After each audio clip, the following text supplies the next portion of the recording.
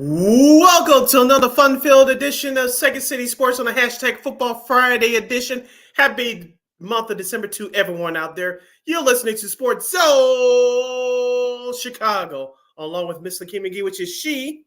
Sorry. I'm Sidney Brownhead. That's me. You can follow yours truly on the Twitter, X, and the IG at SidKid80. Once again, that's SidKid80. That's SIDKID80. That's SIDKID80. You can find my Keenan McGee on the Twitter, X, and again, IG.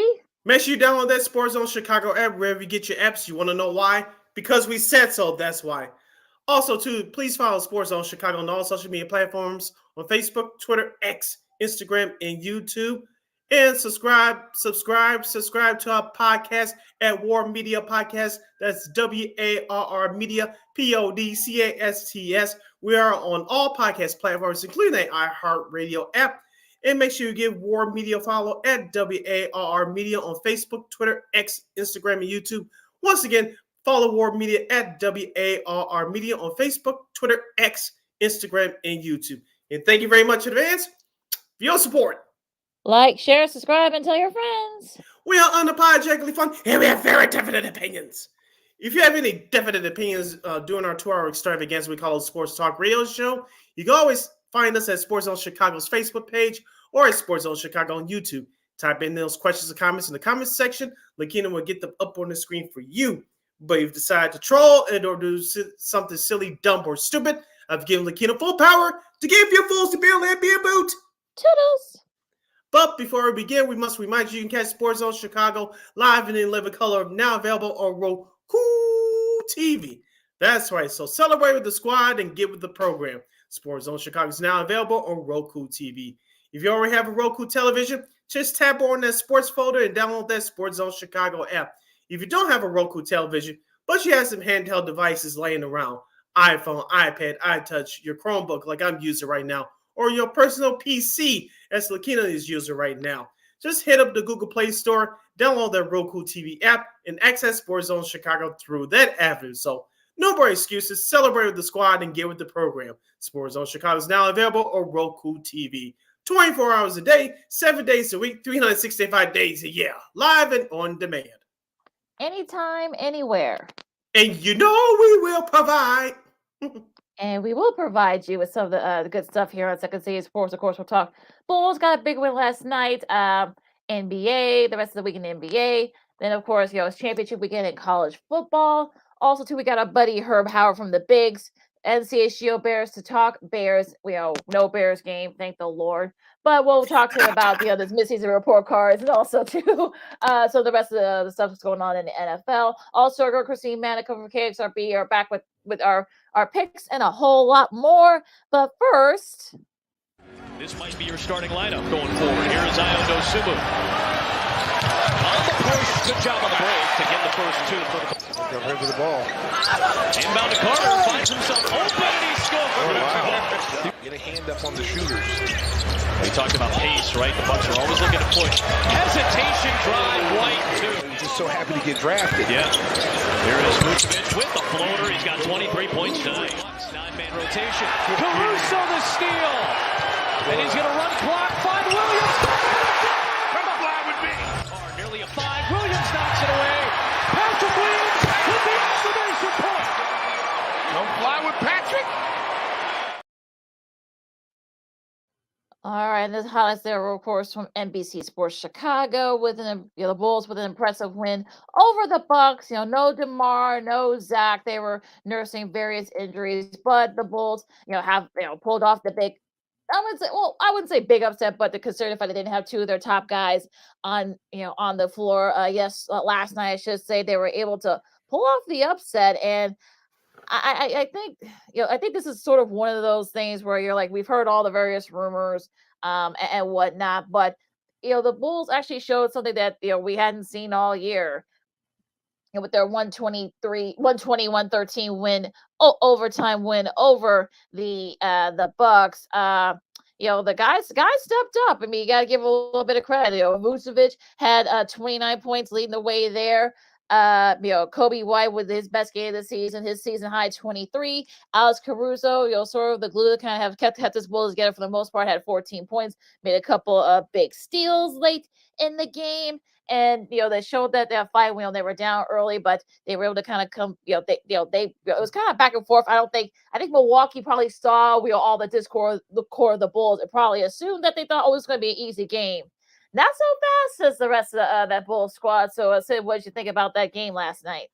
Yeah, Milwaukee played like it in the first half last night in terms of doing their walk in the park dance. And of course, I think it's the first time this season that the United Center was full. I'm talking about every seat in the house was filled because of Giannis Antetokounmpo and Damian Lillard. But as far as Milwaukee's play was concerned, like you said, it looked like they were walking through the park in that first half because of no Zach LaVine, no DeMar DeRozan. But the Bulls played a 48-minute game, 53 with the overtime. But they played together. They shared the ball, and they had a no-nonsense effort from start to finish. And it's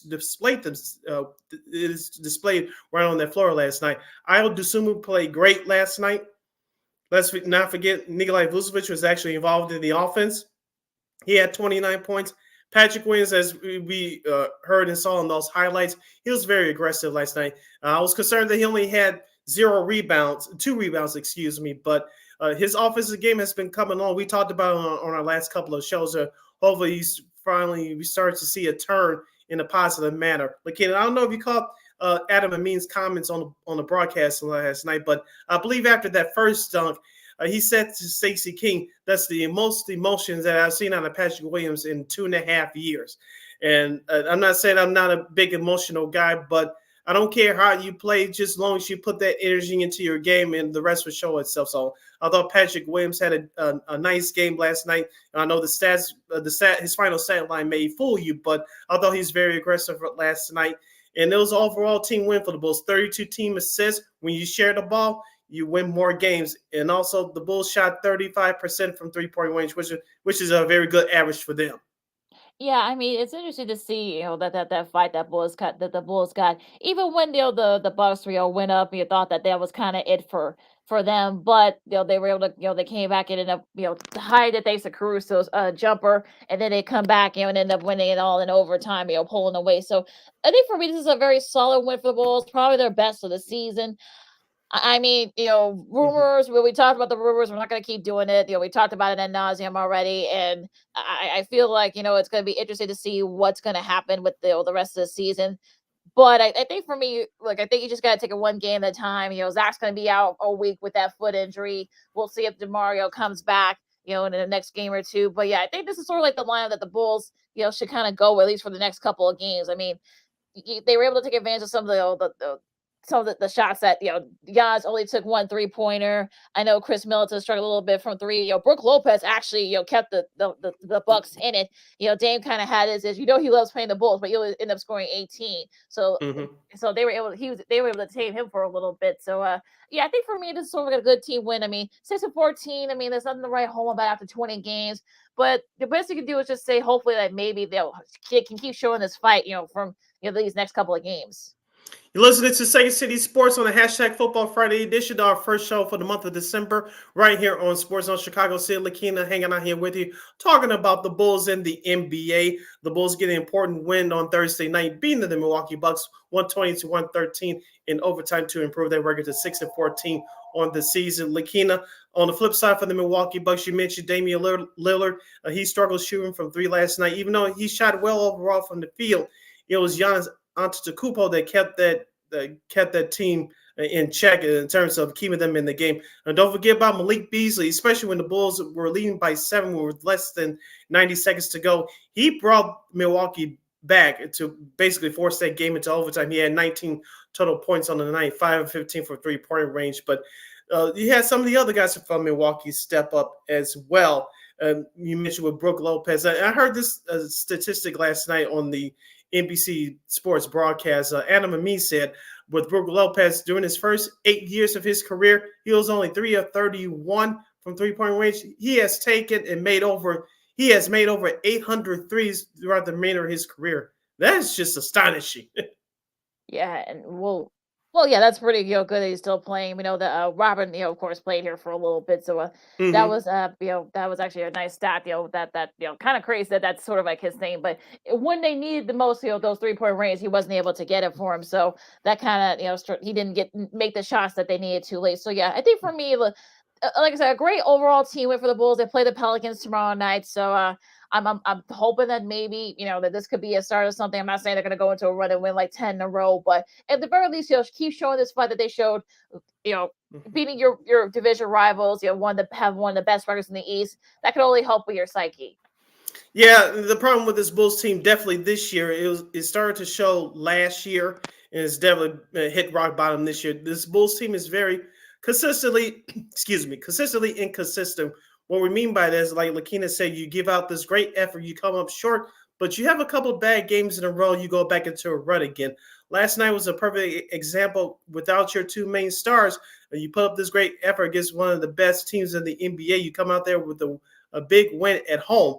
Now you have another home game on Saturday night against the New Orleans Pelicans, Zion Williamson and crew. Can you put up forth that same effort again? And that's what Bulls fans expect, and rightfully so. Can this team continue to be consistent, but going in the other direction, going on the way up? And I'm with you. I'm not saying they're going to go on this amazing run and they're going to shock everybody, and the trade talks will be quote unquote held off. But can this Bulls team start showing some consistency, going in the right direction when they actually can pile up some wins here? Let's just see what happens there. Let's talk about the rest of the NBA real quick before we go to break. We'll start with some games from last night, Thursday. Shai Alexander had 33 as the Thunder beat the Lakers 133-110. Not really, the best showing for them, but look, we've seen the Thunder. The Thunder's got one of the best records in the West, so and even in the league. So they kind of, and Shai Gilgeous Alexander is one of the reasons why. On the flip side, though, for the Lakers, unfortunately, AD did have 31. LeBron had 21. He's already said that he's going to take some games off to watch his son play. Well, we'll talk about that later with our girl Christine. But just not a good showing for the Lakers last night outside of the two of them. D'Angelo Russell, I mean, he had 16, but he could have done more. I know Austin Reeves didn't play. But yeah, I mean, he came off the bench, but he kind of struggled. He had 23 off the bench.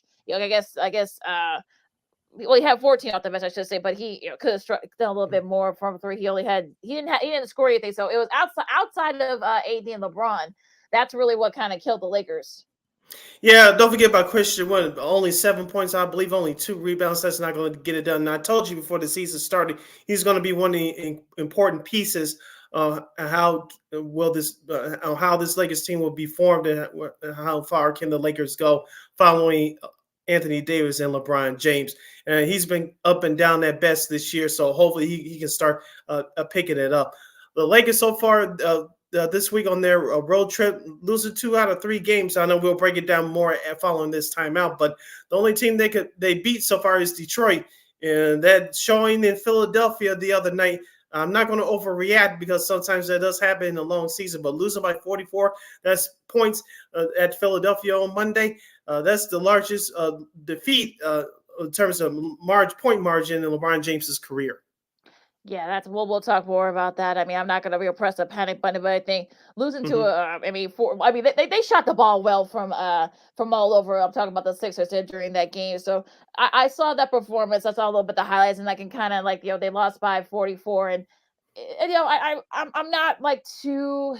I'm not gonna press the panic button. I mean, they were just shooting the ball lights out. Talking about Philadelphia, I mean, they shot almost like 48% from 3. They remember they shoot their threes. They're Joel Embiid was shooting lights out. They got contributions from everybody on the bench. So yeah, it was.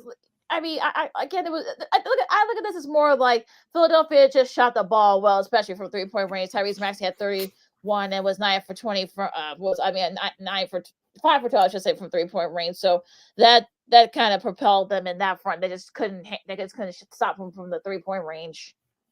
Yeah, like I said before, sometimes you're just going to have one of those nights on opposite ends. For the Lakers, they just ran into a buzzsaw, as you mentioned, with Philadelphia shooting the ball very well sometimes. We're going to Philadelphia side. You're going to have one of those nights that everything goes in, and it happens. And Will you have one of those nights consistently for the entire year? No. But, when you have that opportunity to, quote-unquote, catch fire, you better do it, and that's what Philadelphia did on Monday. All right, with a really quick break, of course, we're going to talk some more NBA this week. We'll talk about Detroit and that they've not been very good. You always do worse than you are, all you Bulls fans. So make sure you guys also do some great performance. Like I said, we'll talk about Philly's good week and a whole lot more. Also, too, of course, championship Saturday in college football. Could there be some chaos coming up on tonight and tomorrow? We'll see. Lakina McGee, City Bell, Second City Sports on Sports of Chicago. More NBA and college football talk coming up right after this. This year, my mom got me the perfect bag for back to school. These colorful binders help me stay organized. These headphones are just what I need for studying. These new sneakers are just what I need for the new year. This jacket is a real must-have. My parents got me the skateboard I wanted. It's pretty cool. These scissors really come in handy in art class. These colored pencils, too. These new socks, they can be a real lifesaver.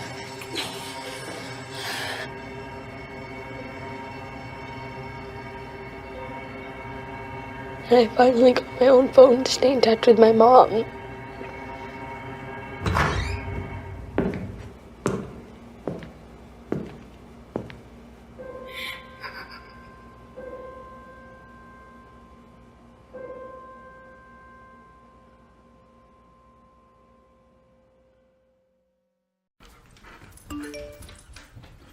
Trisha's having a sleepover tonight. Can I go?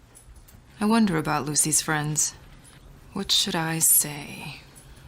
I know you're only 10, but one of these days a friend will offer you a drink. And alcohol at your age can lead to so many things. None of them good. So can I go to the sleepover? Lucy, I want you to promise me I something. finished my homework. Bigger promise. If there's any drinking, I want you to say, "No thanks, not my thing." Mom. I promise you, your real friends won't care. Deal? Sure. Really? I promise, Mom. They really do hear you. Did you pack your toothbrush? For tips on how to start the talk, visit underagedrinking.samhsa.gov. A public service message from the Substance Abuse and Mental Health Services Administration.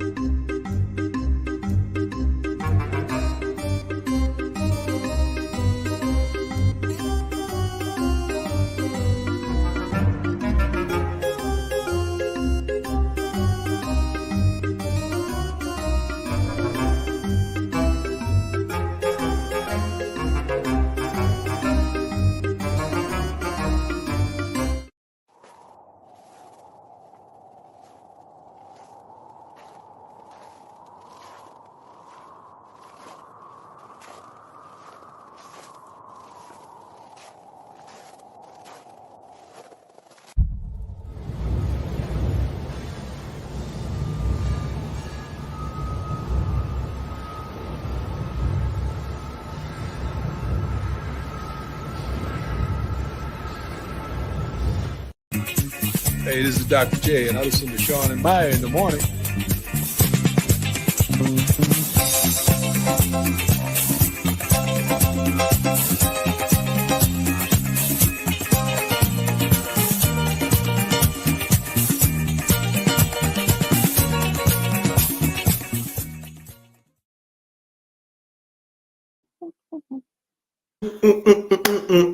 Welcome back to Second City Sports on the hashtag Football Friday edition. We're live in living color right here on Sports Zone Chicago. I'm Sid. That's Lakina. You can follow yours surely on the Twitter, X, and the IG at CK80. Once again, at CK80. That's SIDKID80. That's SIDKID80.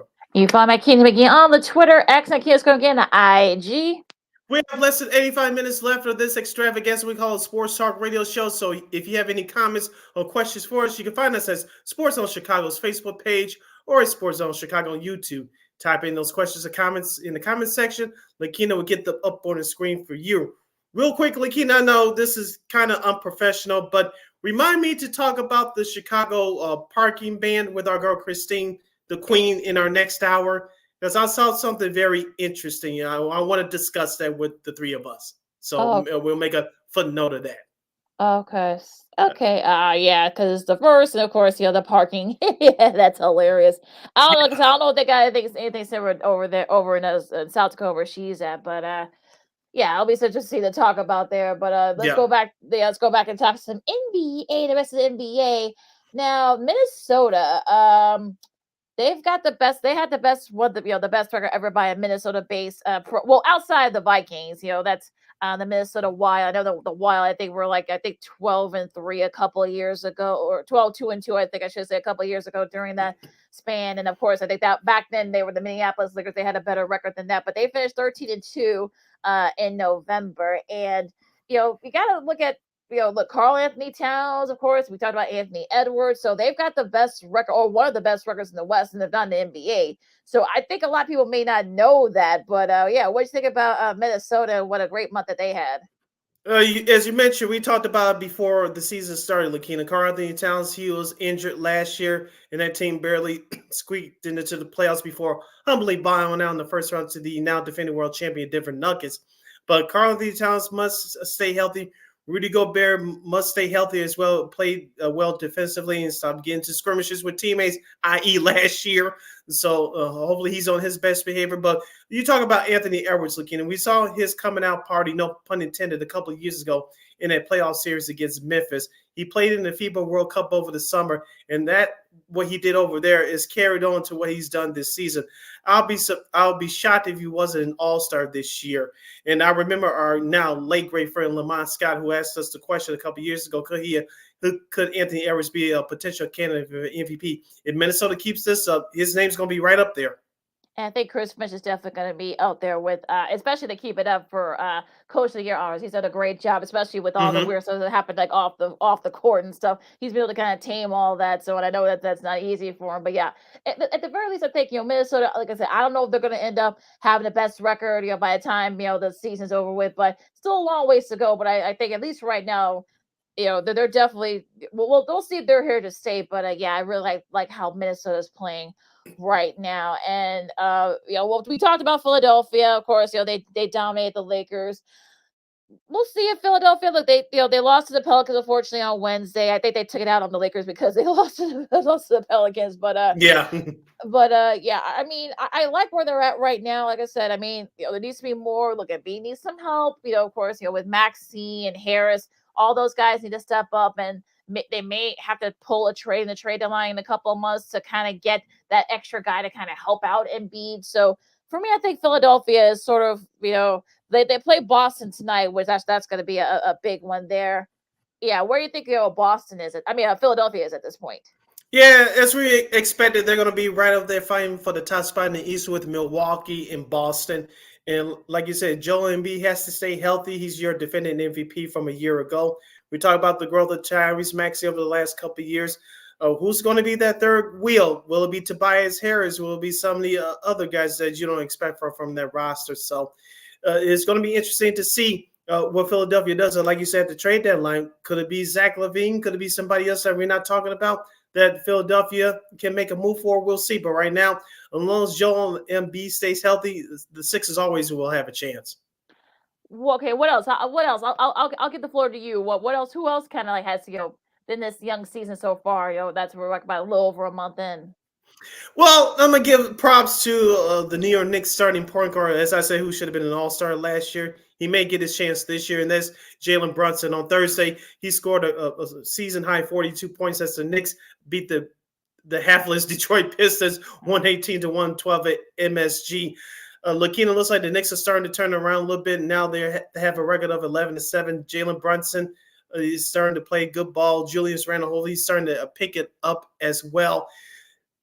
I think the Knicks, I think their expectations realistically for this year is to win 50 games. I know they won 47 last year. I know the injuries caught up to them in the playoffs last year, but it's going to come down to their health, and it all starts and ends with Jalen Brunson. I like the way he's been playing. Also, too, I think Julius Harrison's been up and down. He needs to be a little bit more consistent. I know that a lot of Knicks fans want Brunson to step it up too. So I'm thinking that maybe, we'll see, especially if Randall can, kind of get it going. So yeah, it'll be interesting what happens with this. I mean, I think Brunson could be kind of like the guy that kind of like sort of like may have to take the team on his back a little bit when Randall's not, when he gets hurt or whatever. So I think for me, I think that's going to be the key here is, if Brunson, if also too, you got, Julius Randle has to be more consistent.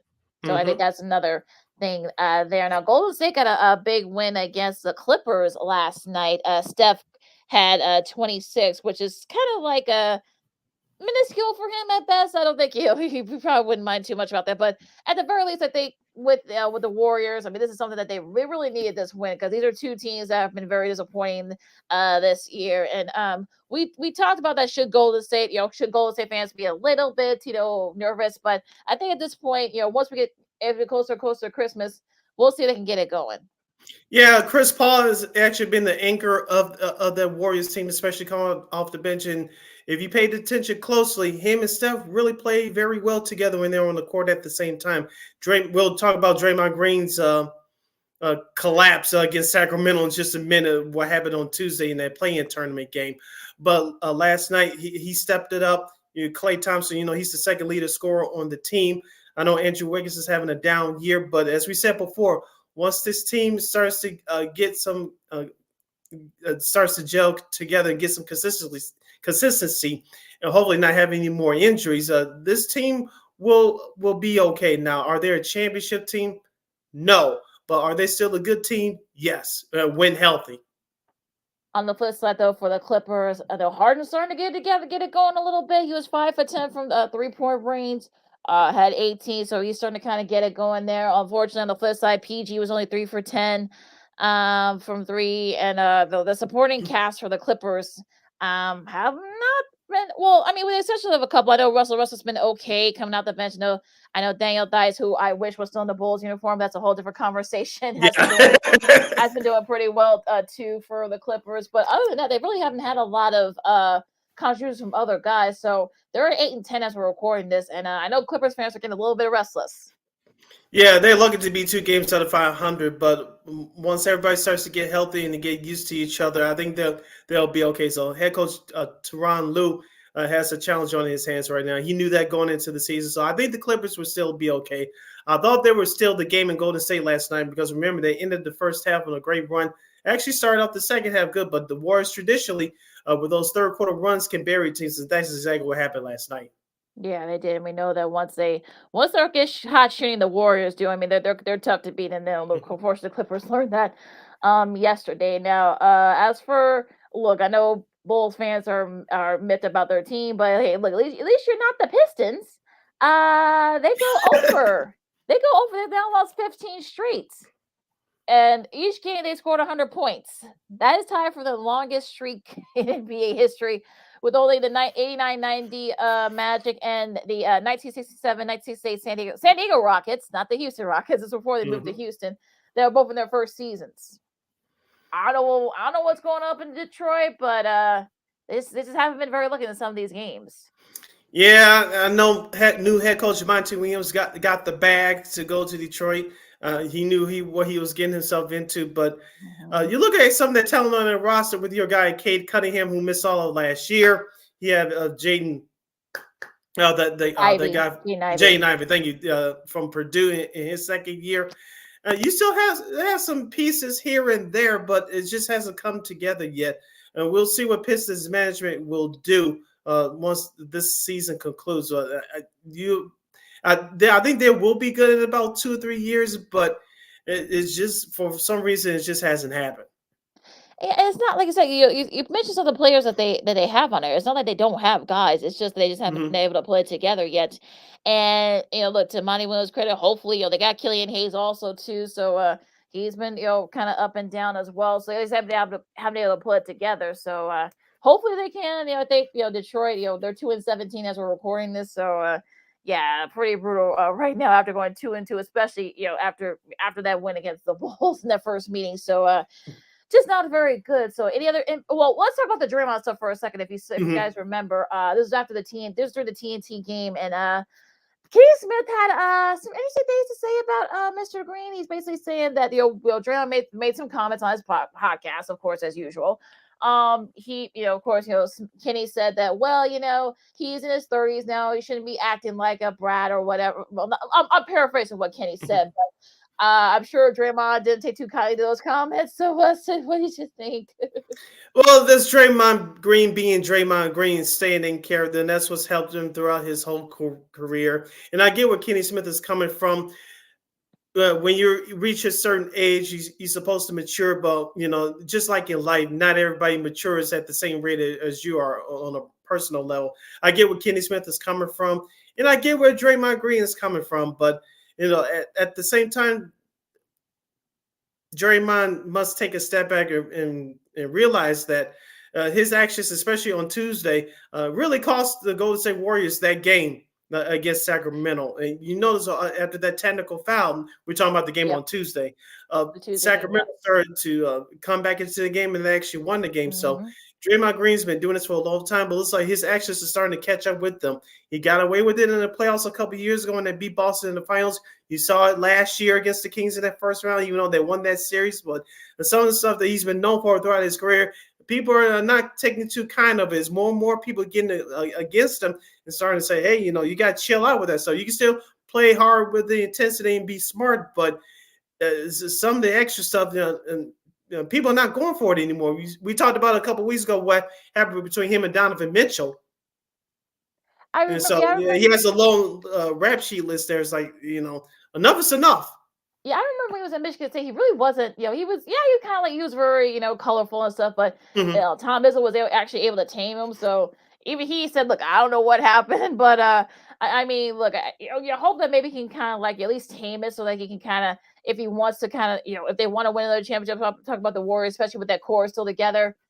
I think he's going to have to maybe get together a little bit, but again, we'll see what happens there. Now, as we get into the this weekend's games, as we're going to December, Washington and Orlando at 6:00. Then you got the Sixers. It's the first game of the ESPN Friday night doubleheader against Boston. That should be a fun one. They both split their respective series this year already. The Knicks at Toronto, Memphis and Dallas. That should be an interesting one. San Antonio and the Pelicans, and the Nuggets and the Suns. That should be a fun one there at 9:00 on ESPN. That second half of that doubleheader. All right, tomorrow, Saturday, the Bulls, as we mentioned, they'll host the New Orleans Pelicans at the United Center. That's a 7:00 start. A Saturday afternoon matinee, I'll definitely be watching this one live via this computer screen. It's the Golden State Warriors against the Los Angeles Clippers in a rematch from last night. Hopefully the Clippers have learned their lesson. We'll see about that. Minnesota's at Charlotte for a late Saturday afternoon game. The rest of the schedule looks like this. Orlando at Brooklyn. Iron Eagle's son, Noah Eagle will be calling this game for the Yes Network. So his son will be calling the game. So good luck to him on that. I know you interviewed him a couple of years ago. Cleveland is at Detroit. Indiana's at Miami. Atlanta's at Milwaukee. OKC is at Dallas to take on the Mavericks. And the Memphis Grizzlies will travel to Phoenix to take on the Suns. The Portland Trail Blazers will travel to Utah to take on the Jazz. Nuggets at the Kings. That's the Saturday night TV game. And the Rockets will host the Lakers. And no, there's no NBA games on Sunday. And that is your schedule for this weekend in NBA. And that Miami-Indiana game, I would say take the over. That's because they've had pretty high scoring matchups there the first couple of times they played this year. So I guess you can take the over on that game tomorrow. That's our free bet advice for today. Yeah, a little friendly PSA there for you. That's just a weekend schedule in the NBA. Ashley, Second City Sports. On Sports of Chicago, Keenan McGee, Sidney Brown with you. Now let's go to the college gridiron for a little bit here, Sid, as Championship Saturday commences. Well, Championship weekend, I should say, because Oregon and Washington face each other tonight, Friday on ABC. That's the Pac-12 Championship at 7:00. So, Sid, who do you think wins this game? Why? And how much of this big implications for the playoff? Yes, it's on the neutral site at Allegiant Stadium in Las Vegas, Nevada, home of this year's Super Bowl 57, by the way. Oregon's favored by 9 points. Yeah, I've been saying the last few weeks that if Washington wins this game, they should be in the college football playoff. I know they beat Oregon in their backyard earlier in the season, but it's going to come down to first the quarterbacks, Bo Nix for Oregon and Michael Penix Jr. for Washington. Both those guys are up for the Heisman Trophy. So I think we're going to have a classic shootout. The over on the total, Lakina, if you're a betting person, is 65.5. I would take the over. Ding. But let's not forget about the other factors for Oregon. Bucky Irving has 10 rushing touchdowns on the year. I think he's going to have a big game. And also, too, Troy Franklin. No one's talking about him. Their star wide receiver. He has 14 receiver touchdowns on the year, so he's due for a breakout performance as well. For Washington, just like they did in their meeting earlier this year, can you force Bo Nix into a couple of turnovers, and can you get to him via the sacks? If I believe you sack him more than 2 times, you're going to win this game. If you're not, it's going to be a long night. The Washington Huskies defense, especially their front four, has to step up big time tonight. I mean, it's going to be interesting because that first meeting. I mean, that first meeting in Oregon. I mean, I kind of feel like Oregon left a lot of points on the board. So I think that's really what kind of killed them later in the season. And Oregon's been playing much better. Washington's kind of had to slug it out in their last couple of games, the last few games after that Oregon meeting. So this really is one of those toss-up games. I think for me, it's really going to be whose defense could step up. We know Washington's defense. Yeah, they've given us some big plays, but they can make the big plays when they need to. Oregon's a little bit more consistent. Who's going to get to the quarterback first? Who's going to attain that offense first? So I think for me, that's really going to be the big key here. And like I said, I think whoever wins this will get in to the playoff. I really believe that's what's going to happen. So yeah, that should be a fun one. Also, the Conference USA Championship should be a good one here. You got New Mexico State and Liberty. That's at 6:00 on CBS Sports Network. And going into Saturday, tomorrow, you got the Big 12 Championship. You got number 18 Oklahoma State against Texas. And Texas actually, Oklahoma State actually played Texas close in their first meeting. So Sid, where do you see this matchup? I think this is a bigger game for Texas, and here's why. Because their defense has been struggling the last few weeks, and while their offense it has been above average at best.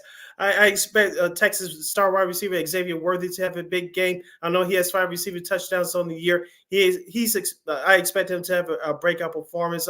Ali Gordon II, the running back from the Oklahoma State Cowboys, he has 20 rushing touchdowns on the year. It's going to be up to that Texas defense to slow him down, because I think if they slow him down, they can cruise to this victory. But it's going to be a challenge for Texas. I think not too many people have been on the Oklahoma State bandwagon.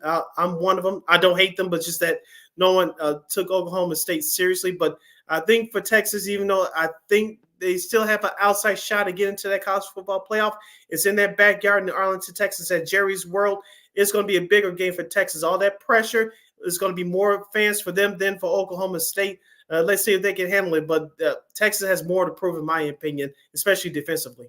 Yeah, they're 50. Yeah, I would say it's going to be like 55 and 45 Texas fans. I mean, it's not that far from Oklahoma State's campus, so there are going to be there's going to be people there from Oklahoma State cheering for their Cowboys. And I think for me, if you're Texas, look, a lot's happened in front of you to have a shot to perhaps getting into the playoff, but I think they can if they have a dominating performance against OK State. So I'm not too worried about this matchup for them. It's going to be interesting to see how the defense does, because Gordon II, I should say, he's probably one of the best running backs in the country. So they're gonna have to slow him down to give to kind of, because he's basically the best shot of winning. Talking about Oklahoma State, have him check it out down the field and keep Texas offense off. So that's really going to be the key here in this game.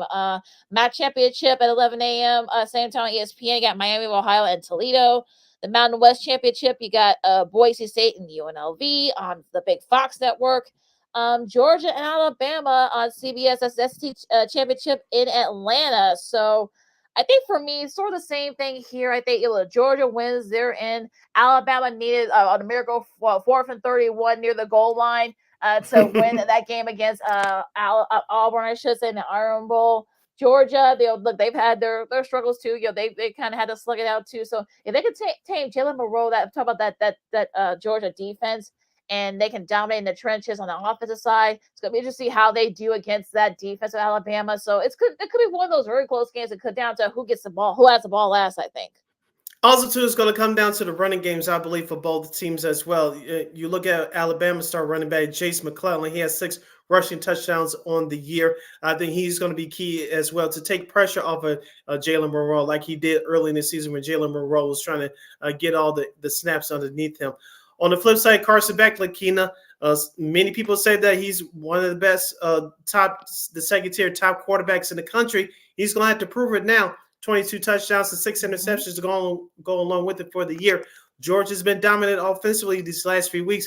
I think he's going to have he needs to have a big game for Georgia to win. I think it's going to be kind of sort of close, but I think Georgia's going to pull away at the end. Yeah, it's not going to be a 30-point blowout, I don't think, but I think Georgia's going to do enough, have a couple big plays defensively to win at the end. Could be interesting to see what happens in this game. Could be one of those classic ones like it usually is down there in Atlanta. The American Championship, you got SMU and Tulsa. That should be a fun one. Tulsa is 11-1, but SMU's been really solid at 10-2, so that should be a fun one there. The Sun that's at 3:00 after the Big 12 Championship on ABC. Appalachian State and Troy for the Sun Belt at 3:00 on ESPN. Michigan and Iowa on Fox. That's a big, that's the Big Ten championship game in Indianapolis at Lucas Oil Stadium. I think for me, look, Iowa's defense actually been really good. So I think, look, if they gotta slow down Blake Corum, Donovan Edwards, and the rest of that Michigan offense, force JJ McCarthy to make some turnovers. If they can do that, they have a shot. But that offense from Iowa, yuck. So yeah, especially now that Jim Harbaugh. Well, no. Look. We talked about the last few weeks. Especially now that Jim Harbaugh's back, on the sidelines. They're on a mission. I think that defense is really gonna, give it to that Iowa offense. And if they can get their points on offense, I'm talking about Michigan, they can kind of put this game away pretty quick. Yeah, and I think you should mention Jim Harbaugh being back on the sidelines, maybe his last days as a Michigan head coach.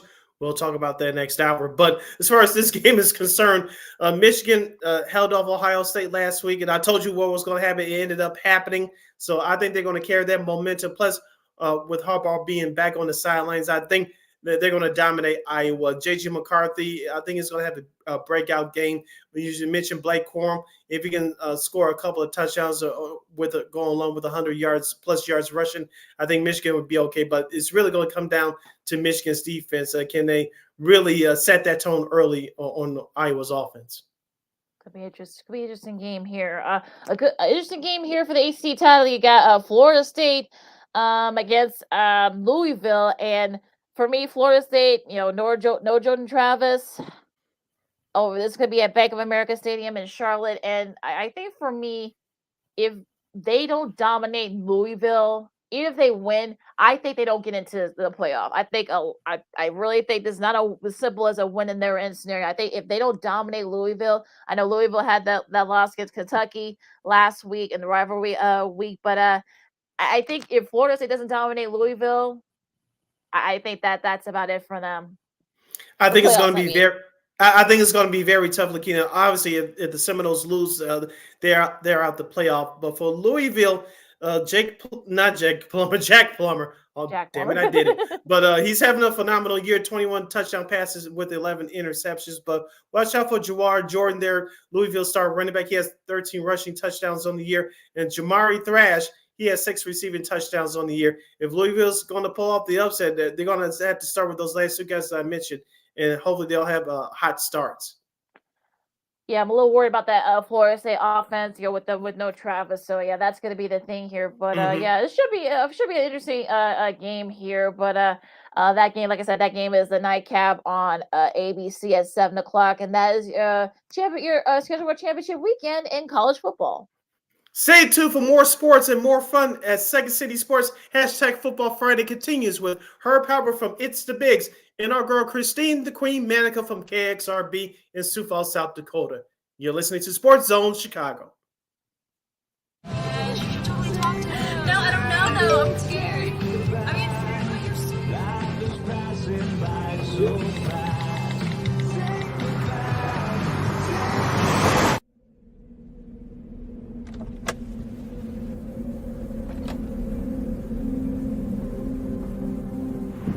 know that you're in my lane? No, not at all. Are you not paying attention? Are you texting? I was just checking in with my mom. I was telling her that I thought we'd be home by 6. It's okay. There's enough time. Just pay attention. I'm not even halfway through my text. There's no way. I'm not even going to look up. My babies are in the car. You have to pay attention. It's just supposed to be a quick text. I'm so sorry.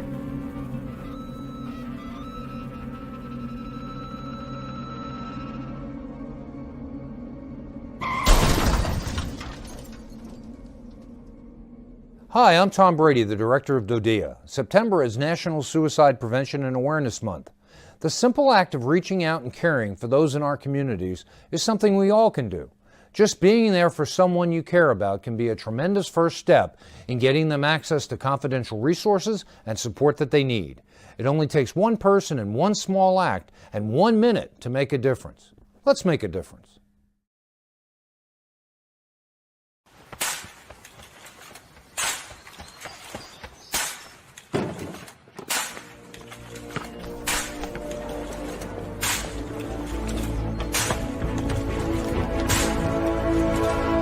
Move it!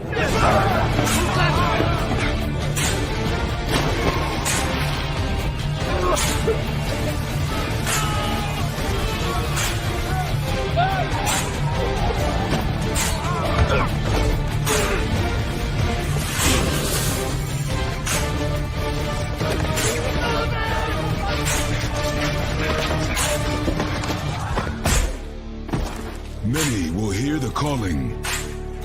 Few will earn the title. United States Marine. The few, the proud, the Marines.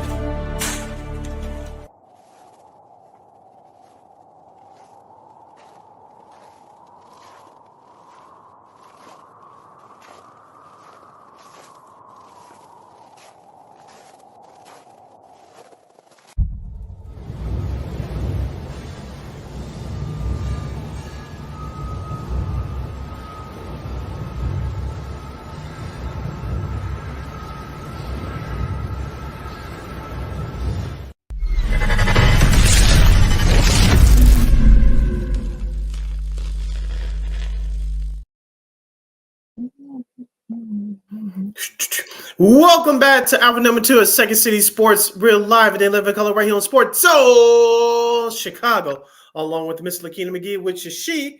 I am Sidney Brown. Hey, that's me. You can follow yours truly on the Twitter, X, and the IG, SCK80. Once again, SCK80, that's SIDKID80. That's SIDKID80. You follow my Lakina McGee on the Twitter, X, I can't come again, IG. And we have less than an hour left of this extravaganza we call a Sports Talk Radio Show. You have any questions or comments for us, especially for our next guest coming up, you can go to Sports Zone Chicago's Facebook page or Sports Zone Chicago YouTube. Type in those questions and comments in the comment section. Lakina will get them up on the screen for you. And just a daily reminder, you can catch Sports Zone Chicago now available on Roku TV.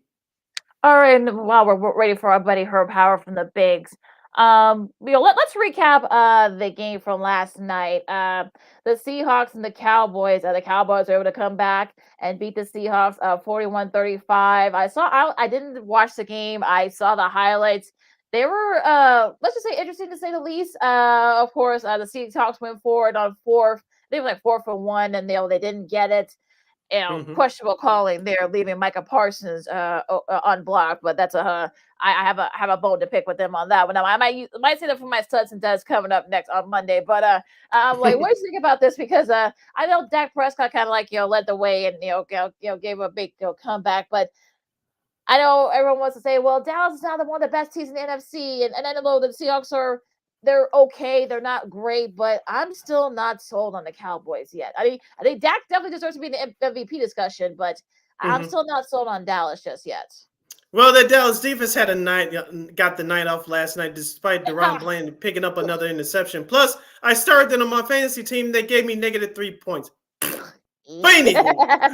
anywho, I agree with you that Dak Prescott is in the MVP conversation. But as we talked about the last couple of weeks, Lakina, Dallas schedule schedule gets tougher. They're going to host Philadelphia. I believe it's their next game. Then they go on the road to Buffalo and Miami. And we'll see if Dak Prescott can step up when it matters the most in these next coming weeks here. All right, I see our guest is back. Of course, you can read his stuff. He covers the Bears for the Bigs. Also, too, you can catch him every week on CHGO Bears with Mark Carmen and Adam Hogue. He is the wonderful, one of our good buddies, the man, the myth, the legend, Mr. Herb Howard. Herb, how are you? Yes, sir. I'm phenomenal. How y'all feeling? We're doing pretty good. We were hoping not to talk Bears this week, but of course we got you on, so we'll do it anyway. How crazy was that game against the Vikings on Monday night? Because I think Troy and Joe laughing, I think pretty much sums up for the rest of us. So what do you think about that game last week? Yeah, definitely an interesting game. I enjoyed it a little bit more than most people seem to have enjoyed the game. I know it wasn't a lot of points and a lot of high-flying, high-powered offense, but I thought it was a well-played game defensively, lots of turnovers. I found the game to be quite entertaining, even though they weren't, scoring those points, whatever. But I thought that, defensively, the Bears continue to take the ball away. Offensively, they had a very conservative game plan, trying to combat and deal with the way that Brian Flores brings all those different exotic blitz and trying to get the ball out of Justin's hands quick. And so, listen, like we said, not a lot of points, but I thought it to be a little bit more entertaining, at least than Troy and Joe found it. But definitely one of those weird games that you don't see very often, where a person wins the game or a team wins the game without scoring a touchdown. You brought up Justin Fields, Herb, and this was going to be my first question to you.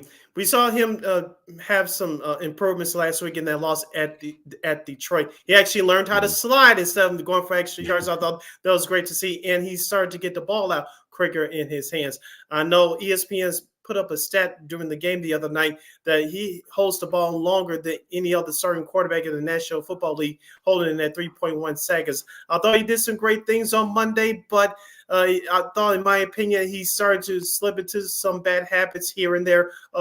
Give us your grade of Justin Fields' performance last Monday night.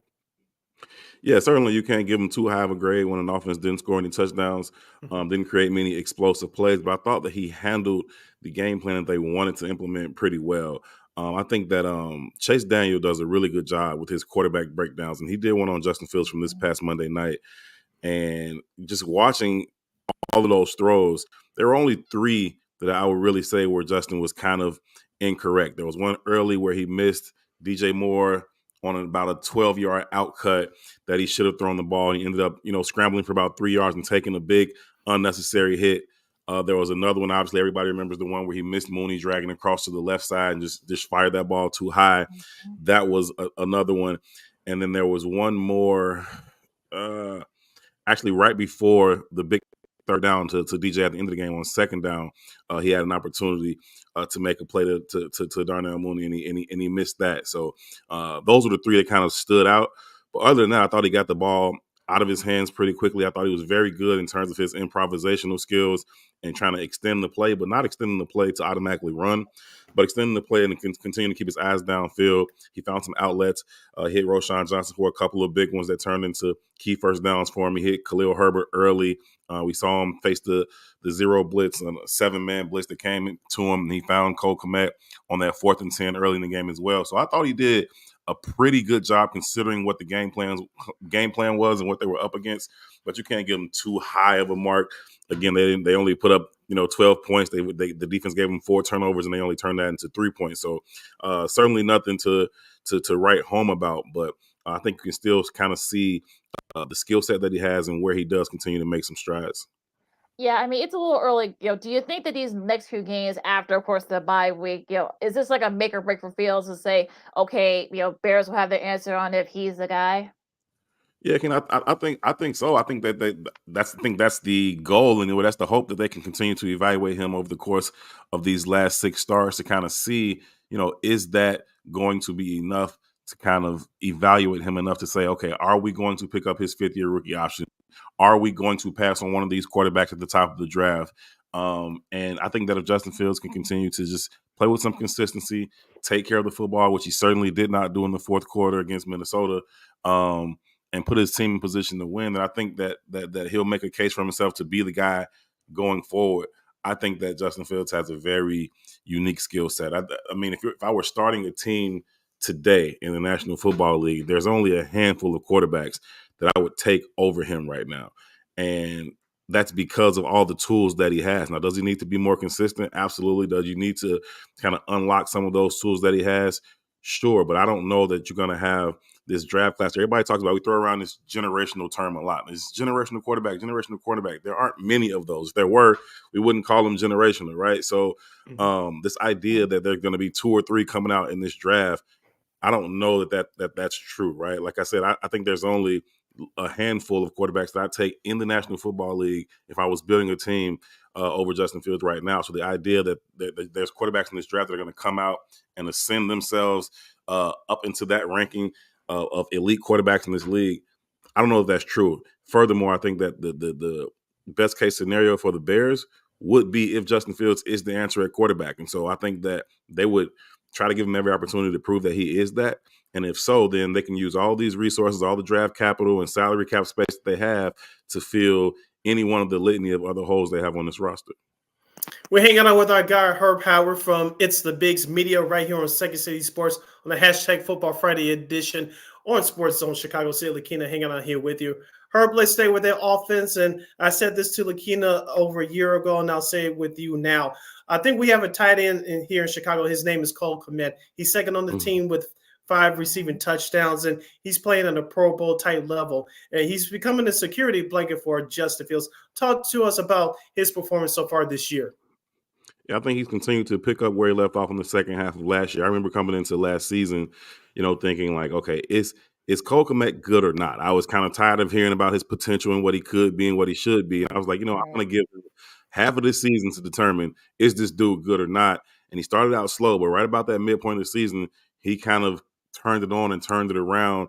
And I think he kept that going for the better half of last season. And he's kind of continued to do that throughout the course of this season. The Bears obviously chose to extend him, gave him a 4-year contract to keep him around. And so it's nice to see that he continues to develop. And you're right, he has turned into that safety blanket for Justin Fields. And any quarterback's best friend is to have a big target in the middle of the field that you can go to,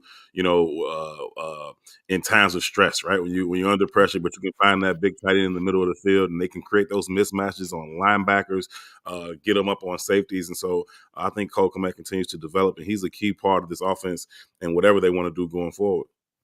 Let's talk about the defense for a second, Herb, because they've actually been pretty solid lately. I think, Matt Eberflus, this is sort of his thing, kind of his hits principle, if you will. Jalen Johnson's made some big plays. Jaquan Brisker, you probably say, is one of the top, safeties in the league category. Made a couple of big plays on Monday. Montez Sweat is, starting to show that he is worthy of that big contract that they got. So how do you think the defense has looked so far? Yeah, I think the defense has continued to improve. I thought they would be kind of the strong unit of this team coming into the season. I thought early on the coaches seemed to have it flipped in terms of how they should utilize this defense. And what I mean by that is, for me, it was very obvious early on that the strength of this defense was the back end. The back seven was the strength of this defense. For whatever reason, the Bears tried to put the onus on the front 4 and say, hey, you guys get pressure by yourself with just 4. We're going to drop 7 so we can put all the help on the back end, when I thought they should have been using their linebackers and nickels and safeties even to bring pressure to help out the front 4, because I think on the back end, those guys are talented enough to hold up in man coverage or in single high looks. And I think that once they decided to start to bring more pressures, and that coincided with Matt Eberflus taking over as defensive play caller, and you got to give him some credit for how this defense has continued to improve. And then you got to give Ryan Poles credit for going down and getting Montez Sweat, because he has been a multiplier on that defensive front. And I think now they've also gotten healthy on the back end. You see Jaquan Brisker and Eddie Jackson starting to stack some games together. And, with Jalen Johnson playing at the Pro Bowl level that he's playing at right now, you're trying to continue to develop those 2 young guys on the other side. And then Kyler Gordon just continuing to excel at that nickel spot. I think the defense is in a really, really good place. And they've taken the ball away 7 times over the last 2 weeks. And, they're starting to get some consistent pressure on the quarterbacks. And so I really like where the defense is right now. And again, I think you got to give Flus some credit for that. Can we give some love to the Bears' run defense, especially with their defensive tackles and Zach Pickens and Gervon Dexter Sr. and Justin Jones? Because I know they weren't talked about until last week's game against the Detroit Lions, as the Bears defense is one of the best in stopping the run. Talk to us about those two defensive tackles that I mentioned, and they're really holding their own. As you mentioned, Montez Sweat in the secondary getting all the headlines, but it's really those defensive tackles, in my opinion, is really keeping the opponent's run game at bay. Yeah, I'll talk about those young kids here in a second, but I would start with the run defense with Billings. Andrew Billings has been the guy in the middle of that defense that has just been that immovable object. And I know he doesn't make a lot of splash plays, but that's not what you're looking for, from your big one technique or nose tackle. He's a guy you can't move him off his spot. He plugs up his gap. He keeps those linebackers clean. He allows TJ Edwards and Tremaine Edmonds and Jack Sanborn to fly around and make the plays that we see them making. And I think that Andrew Billings, as much as anybody, has been the key for why they've been able to play so stout against the run. And the Bears, obviously thought the same thing. They gave him a 2-year extension a few weeks back. And so I would start there, but I definitely think it's important to see the continued development of those young guys, Javon Dexter and Zach Pickens. And I think the more they get opportunities, the more they've shown themselves worthy of getting that playing time. Javon Dexter probably should have had his first sack against Minnesota. He couldn't quite finish that, but he continues to get better. The talk was when he first came out about the slow get off. That seems to be pretty much eradicated now. You see it come back sometimes, but he's pretty much getting off the ball as he should right now. And I think the more playing time they get, the more comfortable they'll become and the more effective they'll be in their roles. And I think it's really, really important down the stretch. We talked about Justin Fields and trying to find out, if he is the answer down the stretch. I think they need to do the same thing with Javon Dexter and Zach Pickens, because that remains a hole on this defense in terms of that 3 technique.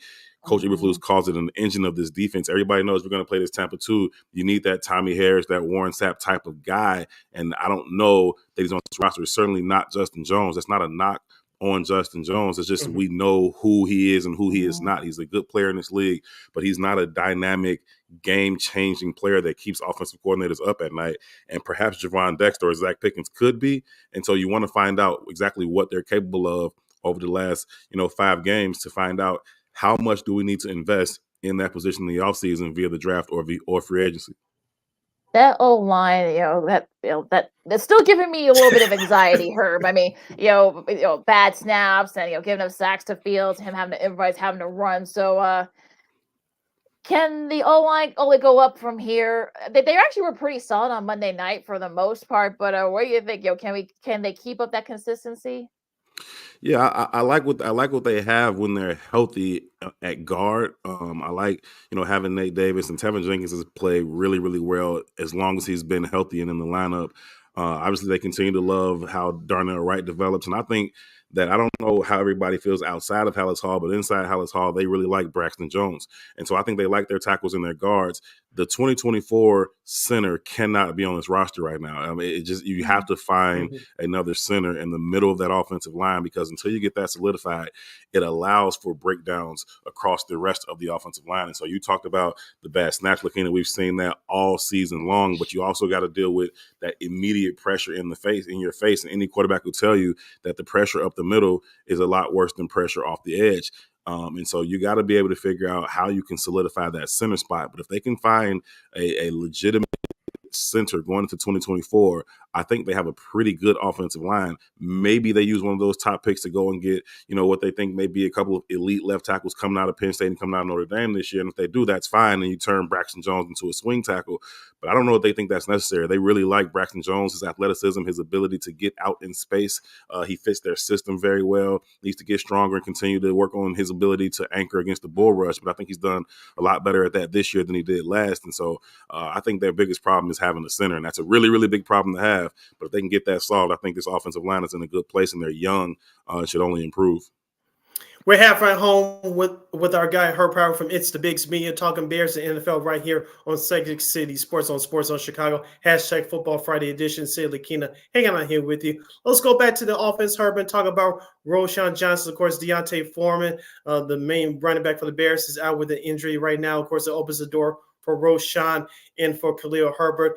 What do you see from Roschon Johnson from the rest of the year? Are we going to finally see him get more opportunities? Because he did look good on Monday in the screen game, especially early. But are we going to see him get any more carries from now to the end of the season?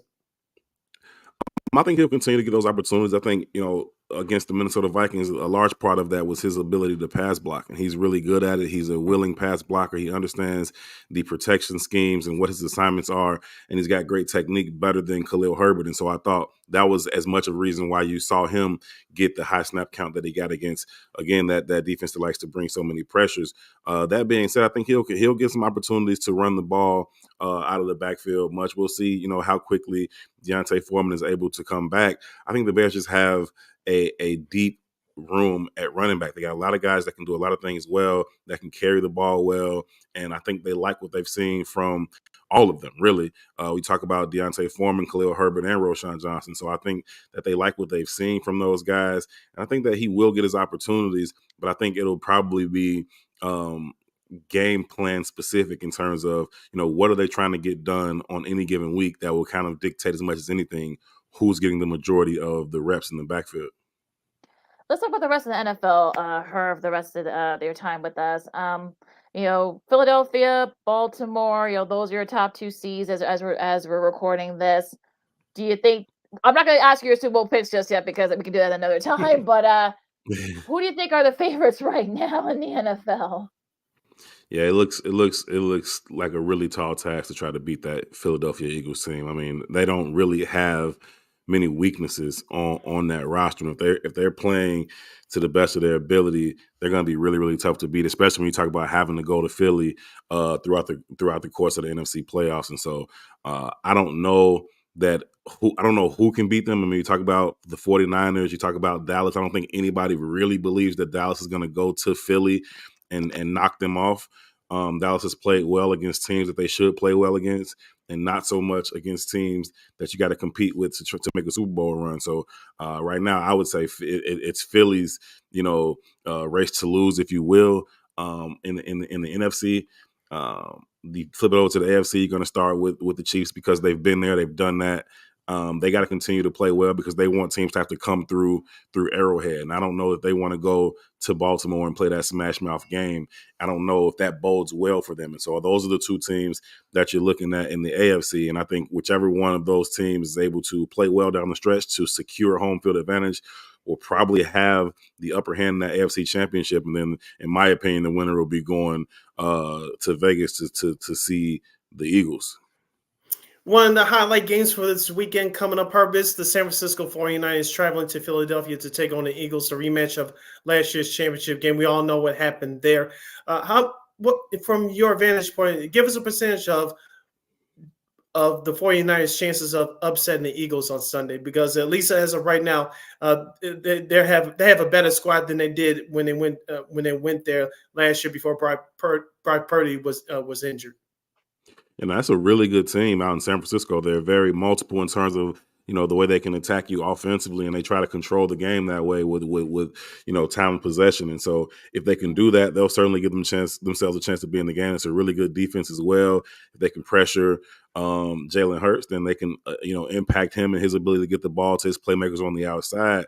That being said, I just think that that offensive line for the Eagles will hold up just enough to allow Jalen Hurts to make the plays that he needs to make, whether it's, finding, A.J. Brown down the field or Devontae Smith or whatever it may be, or creating plays with his legs. I think that's really going to be the difference, that offensive line's ability to hold up against what is a very, very good defensive front for the 49ers. And they brought in Chase Young, obviously, and they've already had Bosa and everybody else. But I think it's going to be a really, really good game. I wouldn't be surprised at all if the 49ers go out there and win the game. I'll give the edge to the Eagles, but in a very close game. I think the 49ers got a 40-45% chance of going in there and winning that game, no doubt. Who are your top 3 or 4 guys for MVP at right now as of December 1st? I think I would start with Jalen Hurts. Again, I think they're the best team in the league, and he's the linchpin of that offense. So I would start with him. Dak Prescott has played really, really well. You got to include him in any conversation about MVP right now. And I think that, Patrick Mahomes, he's always going to be in the conversation. I think that Lamar Jackson deserves some discussion in the conversation. I think losing Mark Andrews is really, really tough for them. Also, I would include Tyreek Hill. I mean, listen, I know it's the MVP race seems to always just be, a quarterback race, but the way Tyreek Hill has played this entire season and what he's been able to do in terms of opening things up for that offense and for Tua, you got to include Tyreek Hill in that conversation too. He's having he's on pace for a record-breaking season. I know it's an extra game that they have now, but you can't ignore what Tyreek is doing down in Miami. Yeah, you talked about Baltimore and Kansas City earlier, Herb, and I wanted to ask you about Miami. Those next teams like Miami and Jacksonville, who they'll have a Monday night game coming up this weekend, hosting an injury-riddled Cincinnati Bengals team. Do you give either or both those teams any hope of representing the AFC in the Super Bowl in February? I don't take the Jaguars serious like that. I mean, I think they're a good football team. I don't think they can go to the Super Bowl. Miami would need as much as anything to be able to stand up against the run defensively and to be able to get the ball back to that offense. That offense can score on anybody, right? So you play them, you got to bring your offense. But if you keep them on the sideline because you're running the ball, then that's the best way to cover Tyreek Hill, right? Put him on the bench, and you don't got to worry about his 4.2 speed or 4.1 speed or whatever that dude is running at right now. So I think that for them, it's about their defense's ability to hold up and keep the other team from kind of dominating the time of possession. Now, the Dolphins don't need that much time to score, right? They can do it as fast as anybody. They got a lot of speed all over the field. It's not just Tyreek. They got Jalen Waddle, so they got speed all over the place. They got speed in the backfield as well. And Tua is playing really, really well. I just think that if it comes down to it and they make a deep run, but then they have to go to a Baltimore, they have to go to a Kansas City. You're talking about a South Florida team that's got to go and play in the elements with a lot on the line. And I don't know if they're going to be as efficient offensively, but also I don't know if their defense can hold up against the multiple attack that the Ravens can bring and then everything that the Chiefs can throw at you. So I like the Dolphins as a team. I wouldn't pick them to be able to make a Super Bowl run because I just like the other two teams better. Let's talk about your what you do with CHGO Bears.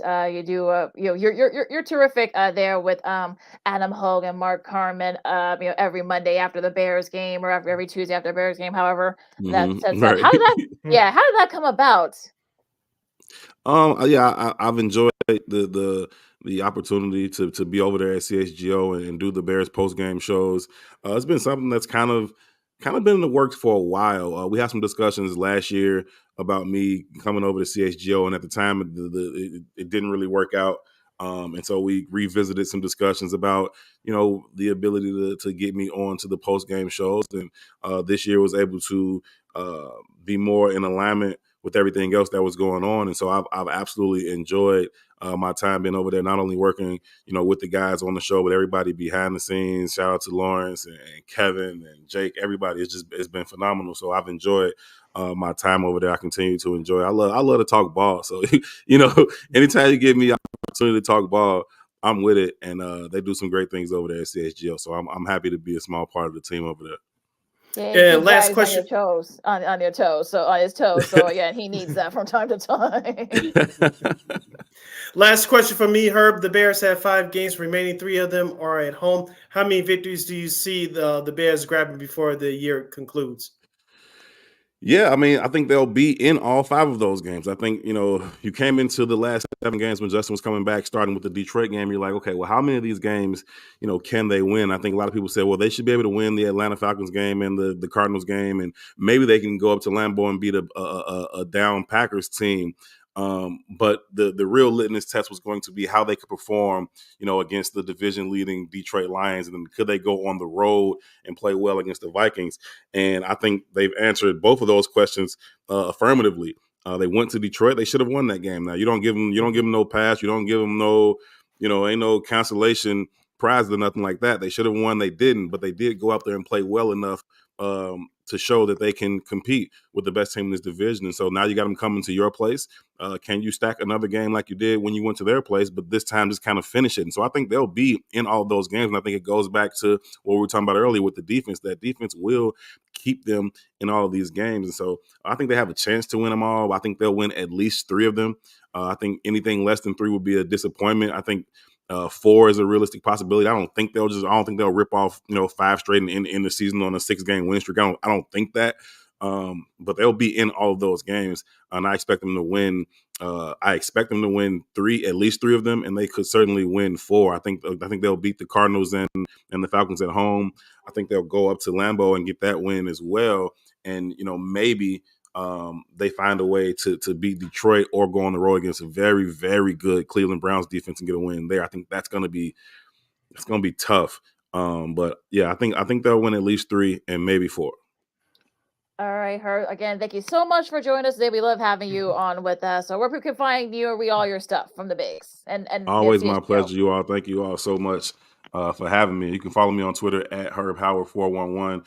You can follow my work at It's the Bigs on Twitter and thebigs.us on the internet. You can also see all of my latest interviews and one-on-ones with a lot of the Bears players on the Bigs Media YouTube page. We've done one-on-ones this year with DJ Moore and Justin Fields and Darnell Mooney, Cole Kmet, all the guys we talked about. Some really cool interviews that you can find on the Bigs Media YouTube page. So definitely stay in tune. But again, most importantly, I appreciate y'all for having me on. Yeah, we appreciate you, Herb. Much continued success. Thank you very much for taking time on your busy schedule to join us. Enjoy the bye week. We're going to see some real football for once before the Bears finish out the season, at least for this weekend. And as we said, much continued success. And we'll definitely have you on again during the all season. It's going to be an interesting one for sure. It will be. Thanks again. I appreciate it. Thanks, Herb. All right, thank you. All right, once again, said that, and everybody, that's was Herb Howard from the Bigs. Okay, we got our girl Christine for KXRB on deck, and we're gonna take a really quick break. We're gonna do our NFL Week 13 picks. No Bears thing, thank the Lord.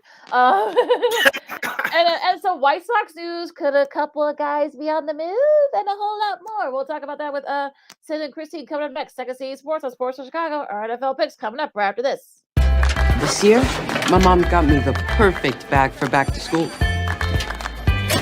These colorful binders help me stay organized. These headphones are just what I need for studying. These new sneakers are just what I need for the new year. This jacket is a real must-have. My parents got me the skateboard I wanted. It's pretty cool. These scissors really come in handy in art class. These colored pencils, too. These new socks? They can be a real lifesaver.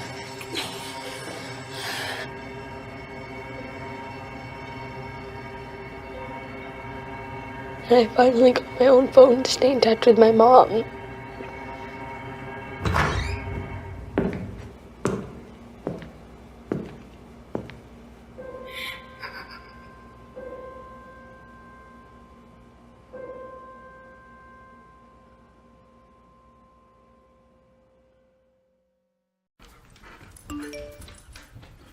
Trisha's having a sleepover tonight. Can I go? I wonder about Lucy's friends. What should I say? I know you're only 10, but one of these days a friend will offer you a drink. And alcohol at your age can lead to so many things. None of them good. So can I go to the sleepover? Lucy, I want you to promise me I something. finished my homework. Bigger promise. If there's any drinking, I want you to say, "No thanks, not my thing." Mom. I promise you, your real friends won't care. Deal? Sure. Really? I promise, Mom. They really do hear you. Did you pack your toothbrush? For tips on how to start the talk, visit underagedrinking.samhsa.gov, a public service message from the Substance Abuse and Mental Health Services Administration.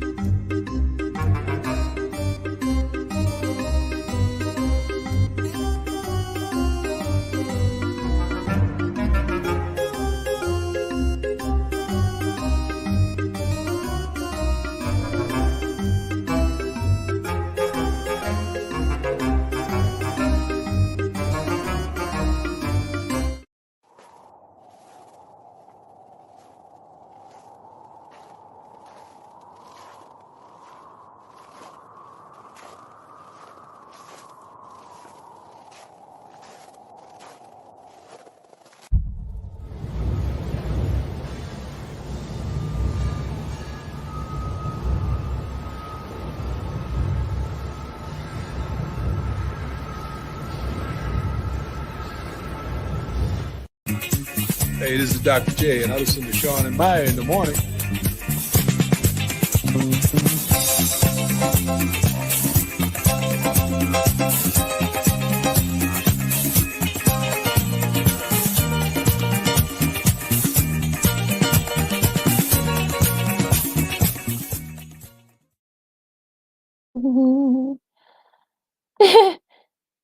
Welcome back to Second City Sports on Sports Zone Chicago. You follow my Keita McGee on the Twitter, X, at Kids Corky on the IG. You can follow yours truly, Cindy Brown, on the Twitter, X, and the IG at SidKid80. Once again, that's SidKid80. That's SIDKID80. That's SIDKID80. This is our last segment of the show for today and for the week. So make those questions and comments look good. You can go to Sports Zone Chicago's Facebook page and at Sports Zone Chicago on YouTube to do that. The best ones will get posted up on the screen by Lakina. And just a daily reminder, you can catch Sports Zone Chicago now available on Roku TV. All right, Sid, our girl is, let's not delay her any longer. We got a lot to talk about with her, with both our picks and a whole lot more. Miss Christine, the Queen Manika from KXRB. Hi, Christine. Hello. All right, well, this is great news for you, Christine, because you actually gained a couple of games on Sid these last couple of weeks. You're only because you know what? Because that Giants Patriots game, remember that we picked? Yes. That's what also helped you. That's what really got you going there too. You're only like a game behind Sid, so that's and I'm like 2 games behind both of y'all. So still a lot to be decided here these next 6 weeks. Coming for you, Sid. Yeah, it's not how you start, it's how you finish. So buckle up. All right, yeah. We're definitely gonna be buckling up here. Of course, the Bears are on bye week. Thank God. Sorry about that. Before we get started, Lakina, I want to get Christine's thoughts about last Monday night's win. Oh yes. Boy, you know, we were on our way back. We were driving from Omaha from the airport, and we were listening to the game. Yeah, Omaha on the radio station, and holy cow, was that brutal at some points. And even the announcers were like, I am so sorry. Everybody has to be listening to this game. And I don't agree with Joe Buck on a lot of different things, but we got back home in time for the start of the fourth quarter. And by the end of the game, he said nobody wanted to win that game. And I said, you are right, Joe Buck. I'd rather it have ended in a tie, in all honesty.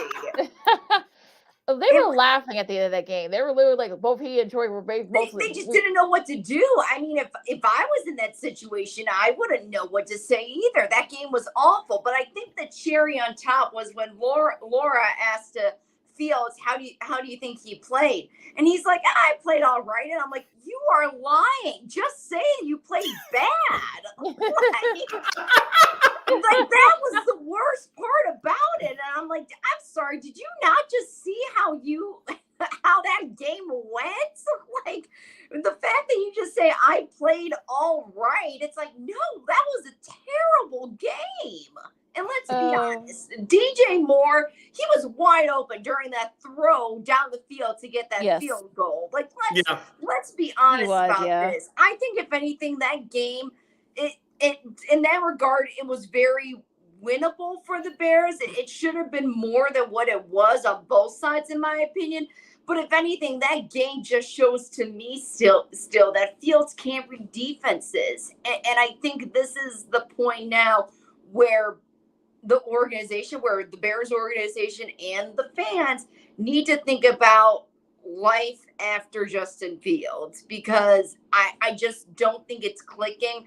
I don't think it's clicking with Luke Getsky either. I think that's another part of the problem that maybe he should also start thinking about packing his bags. And same with Eberflus. It's just the guy had his first conference win within how many games? Like it's just not a good situation. We were better off with Nagy, and I'll still say that to this day. I'll keep saying that.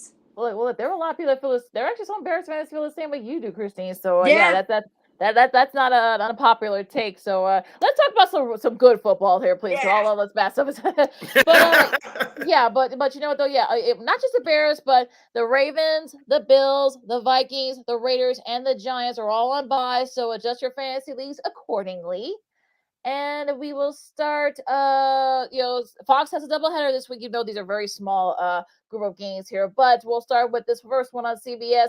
You got the Chargers and the Patriots. Sid, you start this one for us, please. Bill Belichick, or as we call him, Bill Belichick on this show, he's still keeping his quote-unquote secret handle who's going to start at quarterback.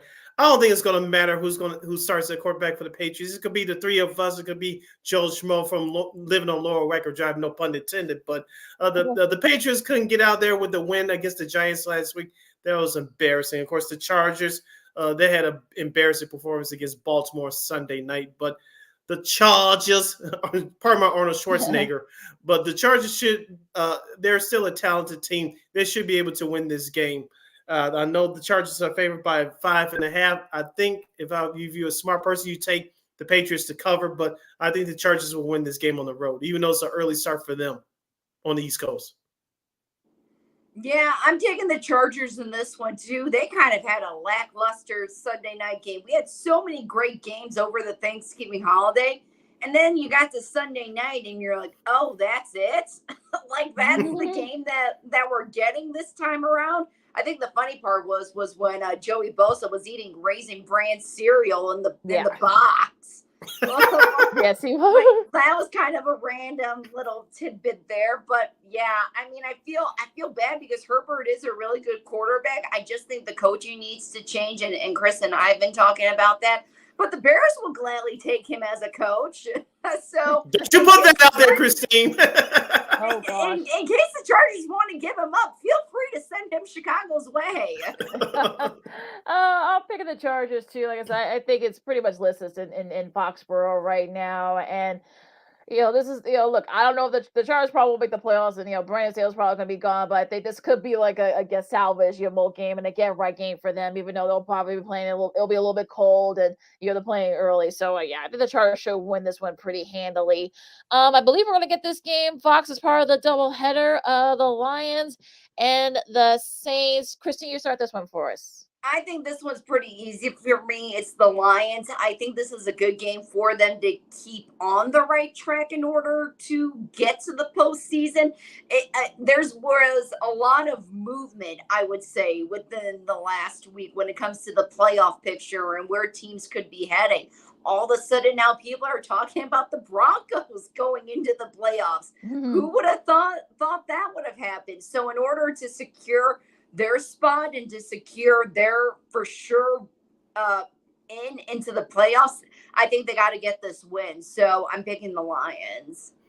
The Lions got embarrassed on Thanksgiving Day at home against the Packers. I think they'll get the bad taste out of their mouth. I'm going with Detroit on the road, and they are favored by 4.5 points. Yeah, I think they're gonna get, this is their get right game for the Lions. I know they were not, you saw Dan Campbell's comments afterwards. They were not happy after losing to Green Bay the way they did on Thanksgiving. So this is a get right game for them. So I'm also picking the Lions as well. Now, next up here, you got the Falcons and the Jets.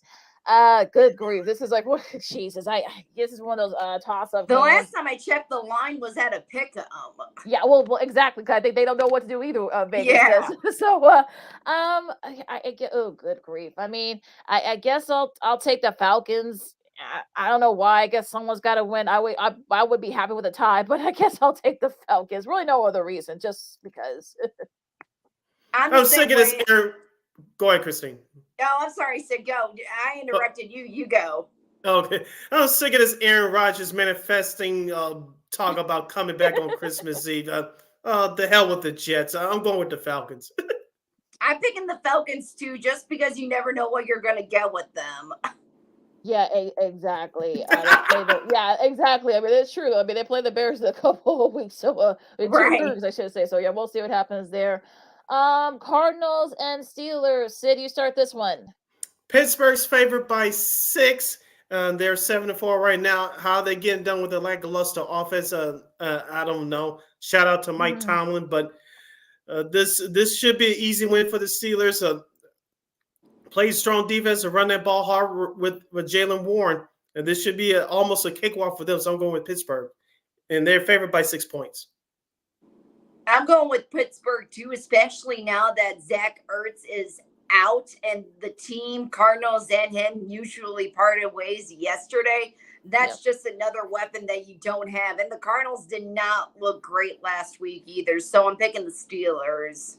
Yeah, this is an easier one for me. Probably one of the easier ones for me. I'm picking the Steelers too, because like you said, Christine, and City, we talked about it. This is probably the last year was probably the worst that they've looked. I'm talking about the Cardinals did all year. So we'll see. Or I mean, he could be going back to Philly. Who knows? So but yeah, I think for this one, I'm gonna pick the Once Cardinals. upon a time, his wife played for the Chicago Stars for yes, soccer. she did. So, yes, she did. I'm sure Chicago would like to have a buddy for Cole Kmet. yeah. But I'm sure he wants to get a chance another ring. So I'm thinking he probably is going to go to either the Ravens or or back to the Eagles. Colts and Titans. Christine, you start this one for us. The AFC South matchup. Again, this is another pick 'em. I mean, Titans, it can go either way. Gardner Minshew, again, all of a sudden the Colts are now in the wild card talk. Who would have thought that we were saying that too? So I'm picking the Colts. The Titans made Carolina eat their lunch last week. Of course, the Colts, they dominated over Christine's Baker Mayfield's the Tampa Bay Buccaneers. Again, when is it my Baker Mayfield? You think this is the time for the Colts to take off? Something tells me that the Titans are going to come up with another surprising performance. I wouldn't be surprised if they lose this either, but I'm going with the Titans because they're at home. And usually these two teams play each other. As Lakina said, they're division rivals. So I'm going with the Titans in a close one. Yeah, I'm picking the Colts. Like I said, I think the Titans, I just don't know what I'm going to get. I mean, could we get that the other team we saw last year, or we're going to get the team that got their butts kicked and fail early this season? So I just don't know what we're going to get with the Titans. So I think the Colts are playing good at the right time. They're right there, in the thick of it for the wild card. So yeah, I'm picking the Colts. So I'm taking my shot here with this mini upset, I guess. I'll start this one with the Dolphins and the Commanders. They got rid of Jack Del Rio, their DC. I'm talking about the Commanders did. I know the Dolphins, they usually play well against teams that they should beat. So I think the Dolphins should win this game pretty handily. I'm going with the Dolphins too. Easy. Miami. Oh, that was wasn't expecting that. Let me get a chance to type that up a little bit now while I'm typing it up. Let's do this next one here. The last of the new games. You got the Broncos, speaking of, and the Texans. An intriguing run here. Sid, you start this one. We'll get this game if you're living in the Chicagoland area. That's at high noon on CBS on Sunday. The Texans are favored by 3 points at home. Of course, Christine has mentioned, I know her soon-to-be husband, Chris, is happy as well that the Denver Broncos are 6-5. 6-5, right in the thick of the playoff chase. Yes. Shout out to Russell Wilson and their defense and head coach Sean Payton. But I think that party's going to come to an end. I'm going with Houston. They should have won their game last week against Jacksonville, but they did not execute down the stretch. The Jaguars were a better team. C.J. Stroud leads that bunch on offense. Shout out head coach DeMar Ryans for the Houston Texans. I think their defense is going to step up and get it done against Denver. So I'm going with Houston here. Yes, and I agree that the Texans definitely should have won last week after the game that Stroud was having. However, I'm hopping on this Broncos train, and I'm going to say they're going to keep it going here against the Texans. And, maybe with Russell Wilson's birthday this week, there could be some other magic going on. So let's ride. Oh, nicely done. Nicely done. I'll pick the Broncos too. I mean, it's not that I don't believe in the Texans, but I think that loss against the Giants could, be kind of linger. So I think the Broncos are getting good at the right time as well. So it's good. This should be a really entertaining game. I'll be watching this game a lot. So yeah, it'll be a close one. I'm picking the Broncos just because I think they're like really the hottest team, one of the hottest teams in the league right now. This should be an easy one. No break right. Basically everything's kind of in flux in Carolina, so they meet the Bucks. So if the Bucks don't win this game against Carolina, they should be ashamed of themselves. The first of the 3 o'clock game. So I'll pick the Bucks. They should win this handily. If they're not, shame on them. Call me crazy, but I'm picking the Panthers. Maybe there's going to be some sort of revitalization after Frank Reich leaves. I don't know, because that's normally what's been happening this past season. A head coach leaves, a team wins, and that's been kind of the trend in the league for a while now. So I'm hesitantly picking the Panthers because maybe they just need a change. So I'm just gonna see what happens with that one. I agree with Christine's logic, but I think Tampa is a better team, and they should have won that game against the Colts on the road last week. Tampa Bay is favored by 5.5. I would take Carolina in the points, but I think Tampa wins the ball game. Should be. Well, we'll see what happens. And Christine might be right. We'll see what happens there. Browns and Rams. Christine, you start this one for us. Oh man, that sounds like a sigh of defeat. The Browns and Rams. You got the Dorian Thompson-Robinson. I'm sure all the injuries that the Browns have had, and then the Rams. They're getting good. So this could be another one of those toss-up games. So who do you think? Who do you have? And I think I'm picking the Rams for this one without Deshaun Watson as their quarterback. And again, a lot of injuries for the Browns right now. The Rams are getting good at the right time, but is it going to be worth it at the end of the season? No, but at least they're showing that they're still a good team. So I'm picking the Rams.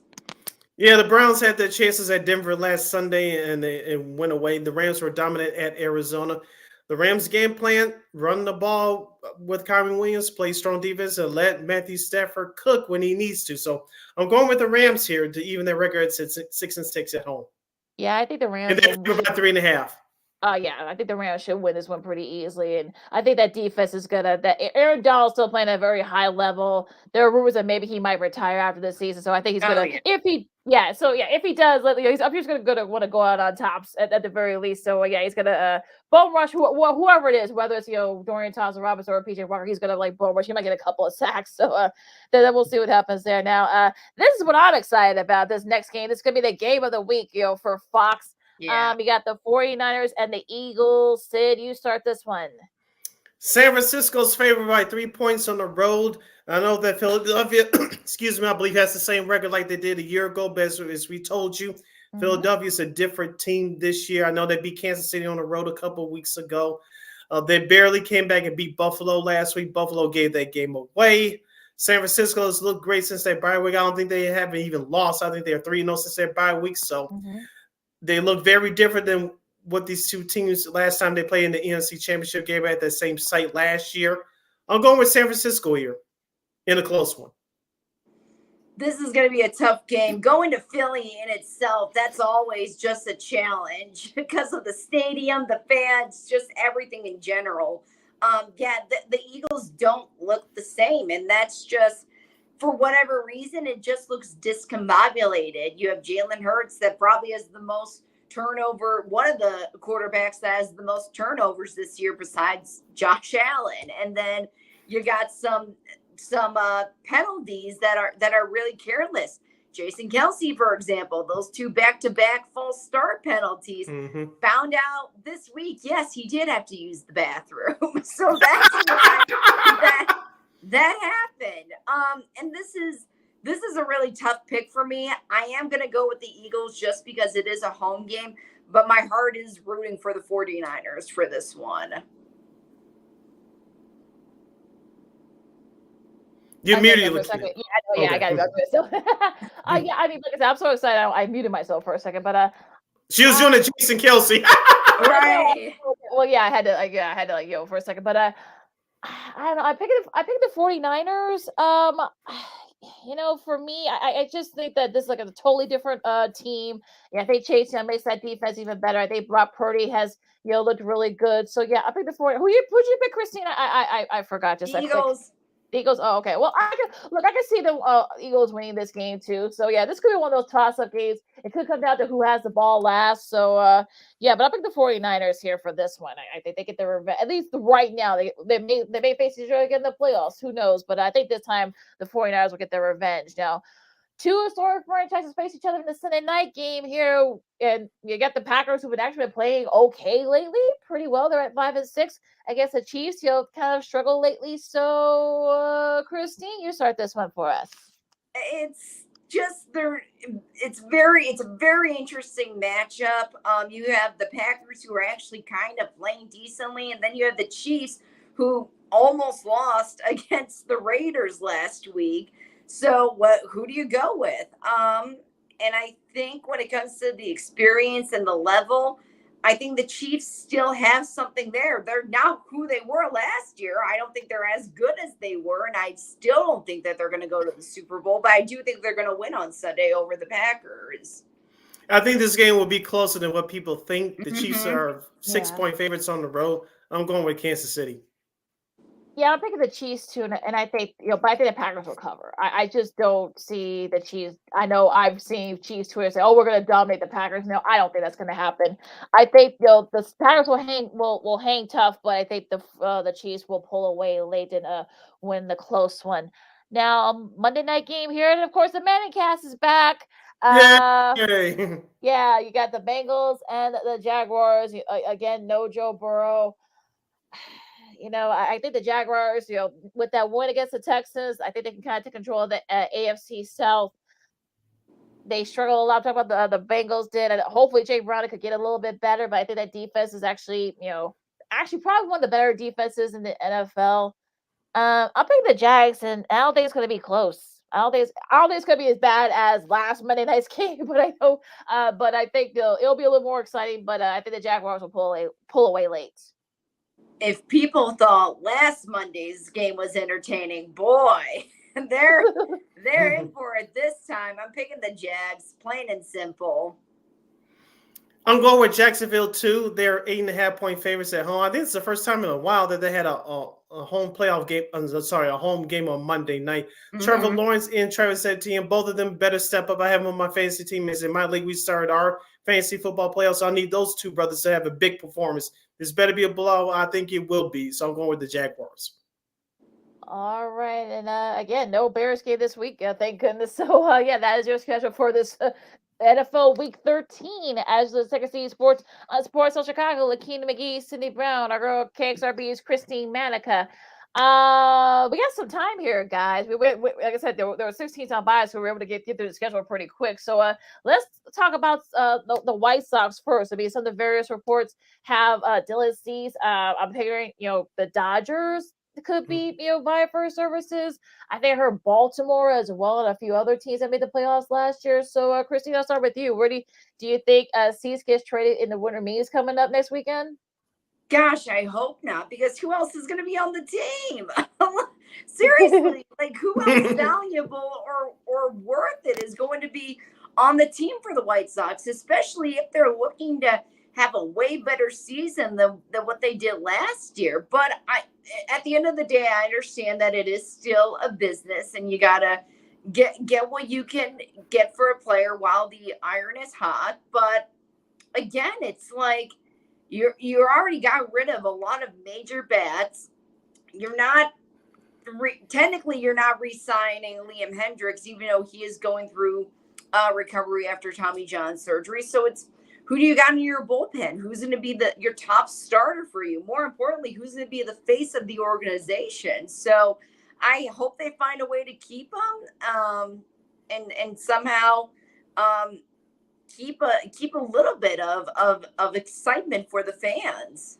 I don't want to see Christine's face if it happens or this weekend or next week as the GME and starts should that happen. Like, we talked about this last year that Baltimore was sniffing around with the White Sox at the trade deadline last year, but now employees Kenny Williams and Rick Hahn both axed it as far as not sending Dylan Cease over to Baltimore. So we'll see what happens with that. But I think the other interesting name that I think realistically will get dealt as Eloy Jimenez. Of course, there's been questions about him with his weight issue. Remember, he came in 30 pounds lighter last year, but he just cannot stay on the field for a full season. So I think he's the next one to get moved. Yeah, I agree. I think that there are a lot of teams that might be vying for services too. So yeah, I think Eloy is probably the most likely if any of them get either one of them, either he or Cease get the boot within the next week or two. So yeah, I think he might be the name that might be looking out for. I think I saw the Dodgers. I think I saw Tampa my for too. Well, you'll get to Tampa in a second, but that's gonna be the interesting thing here. So I think Eloy might be the name to watch out for in the next couple of weeks. All right, let's go. Go ahead, Sid. Let's go over the Blackhawks. Christine, of course, first of all, I'll stand corrected. Lakini, we talked about them at the end of the show last week. No, sorry, on Monday. I confused myself. Taylor Hall, his season is over with that injury. Yeah. But Corey Perry, he's in a whole nother boat. Yeah. He got his pink slip and link card and a dose of reality. Now he says he's checking into rehab after doing some things that was detrimental to the team. Christine, I know you read the statement. You heard all the stuff. What are your thoughts? It sounds like, I feel bad for him. It sounds like he's going through a lot of personal demons. The rumors going on and involving teammates, families, frankly, I think are just rumors at this point. But again, we probably won't know anything concrete until after the season is over or until Corey feels comfortable talking about it. If he is going through some sort of an addiction, alcoholism, whatever it is, I wish him the best. I wish him the best in his recovery and in his healing, because it is a mental health issue. It is a disease. So I hope that he and his family and the Blackhawk organization can heal through this process together. And shout out to Kyle Davis and the newly reformed Blackhawk organization for getting ahead of this, especially, we all saw with the sexual assault cases that happened in years past, bringing those back into light, how they weren't handled the right way immediately. And now what Kyle Davis said in the press conference on Wednesday, that this just shows that the culture is changing in the front office. So good for them for kind of getting ahead of it and for exactly what he said, changing the culture. Yeah, you could tell by Kyle Davis's face during that presser. You could tell like he was very upset after what transpired. So it must have been pretty bad what Perry did, and for them to kind of like say, hey, you know what, you're not even gonna get the rest of your contract. We're terminating you, and he's in rehab now, and I hope he gets all the help that he needs. I feel like that's the most important thing. Get his mind right, both physically and mentally, like you said, Christine. I mean, it's tough. We were like, okay, here we go again, but we'll see. I think getting himself together is the most important thing, and I'm glad he acknowledged that he has a problem. That's always the toughest thing to do. Yep. Hopefully he can get the help that he needs. As for the Blackhawks, you understand why they had to move on, because they didn't want that to be a distraction. I mean, I saw some of the stuff that was going on. I'm like, oh, good Lord, really, who thought of this type of stuff? But I'm glad that that was settled and everything else in between.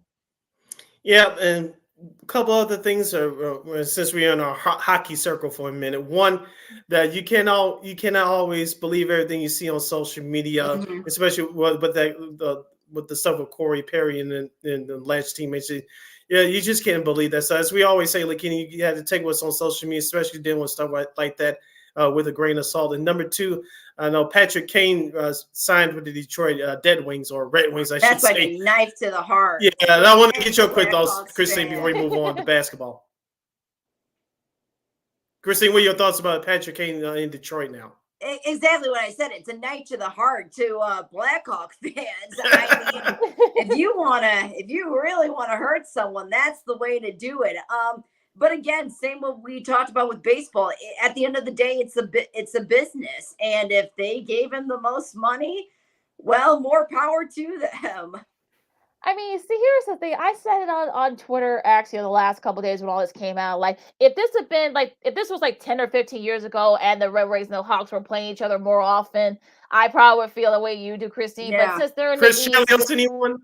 yeah, I mean, yeah, exactly. I was more upset with that. I was more pissed with that than this here. I mean, look, they're one of the top teams in the league. I'm talking about Detroit. Alex Abrinket, I wish he was still in the Hawks uniform. Jesus. But they beat the Hawks pretty handily last night, and they'll only play each other. So I think they play like on February 23rd at the UC. That's going to be interesting. I'm sure we'll see if Kaner plays that game. Right. But, and it's Chris Chelios' retirement night. Retirement night. So yeah, all the parallels there. But if this had been like the Preds or the Blues, I bet that probably would have been more myth. But since it's the Red Wings in the East Conference, okay, yeah, you did what you had to do. So whatever. Couple more topics to get with Christine, since we have a couple minutes left here on Second City Sports on Sports Zone Chicago. Christine, the Chicago Bulls, there's 6-14 now. They had an important win last night against the Milwaukee Bucks at home. No Zach LaVine, no DeMar DeRozan. Do you see the Bulls turn this situation around, or do you see some trades coming within the next couple of months or so? If anything, the person that they should trade, and we were talking about this today, is Zach LaVine. He should be the one to get traded. He's starting to get healthier. He's playing, I guess, a little bit better. I would get him for what he's worth now. And there's this weird rumor going around too that apparently during the victory, he did not participate in the team celebrations last night. So that kind of tells me maybe he's not really getting along with his teammates, that he really doesn't want to be on the team. Yeah. So that's not really a good sign. So in my opinion, I would say trade him. If someone doesn't want to be there, just like what happened with what happened with the Bears earlier with Claypool, get rid of him. You don't need that in the locker room. Yeah, I saw that rumor too, Christine, and that's kind of telling that he's over it at this point. So they won't be able to move until probably till February. So yeah, you're stuck with this for the next couple of months. So he is going to be out a week with that foot injury. So we'll see once he comes back. You want to try to keep him as healthy as you can, and have him play as well as he had the last couple games before he got hurt, so you can get a good value for him. So yeah, I mean that's disappointing to read, but unfortunately, that's probably what we've been hearing the last few months. Yeah, one more subject before we close out. Lakina, I was watching the WGN News during one of our breaks, and Christine, growing up here in Chicago, today's December 1st. It's the winter ban parking. As I always tell people, when you park around in the city of Chicago, read the signs. Guess how many people had their cars towed this morning as of the WGN News at Noon broadcast? 200. Guess how many? 200. No, 63. 63 people woke up this morning with their cars towed. Now, for those of you outside Chicago, Atlanta area don't know what we're talking about.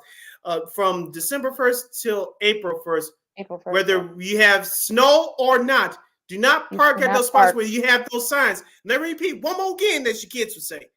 Between December 1st and April 1st during the winter, when you see those signs, whether it's snow on the ground or not, do not park there, or else your car will be towed and you will pay close to $250, $300 to get your car out. You got to pay the ticket, you got to pay the storage fee, and you got to pay the ticket, the storage fee, and to get the car out your pound, out the toll.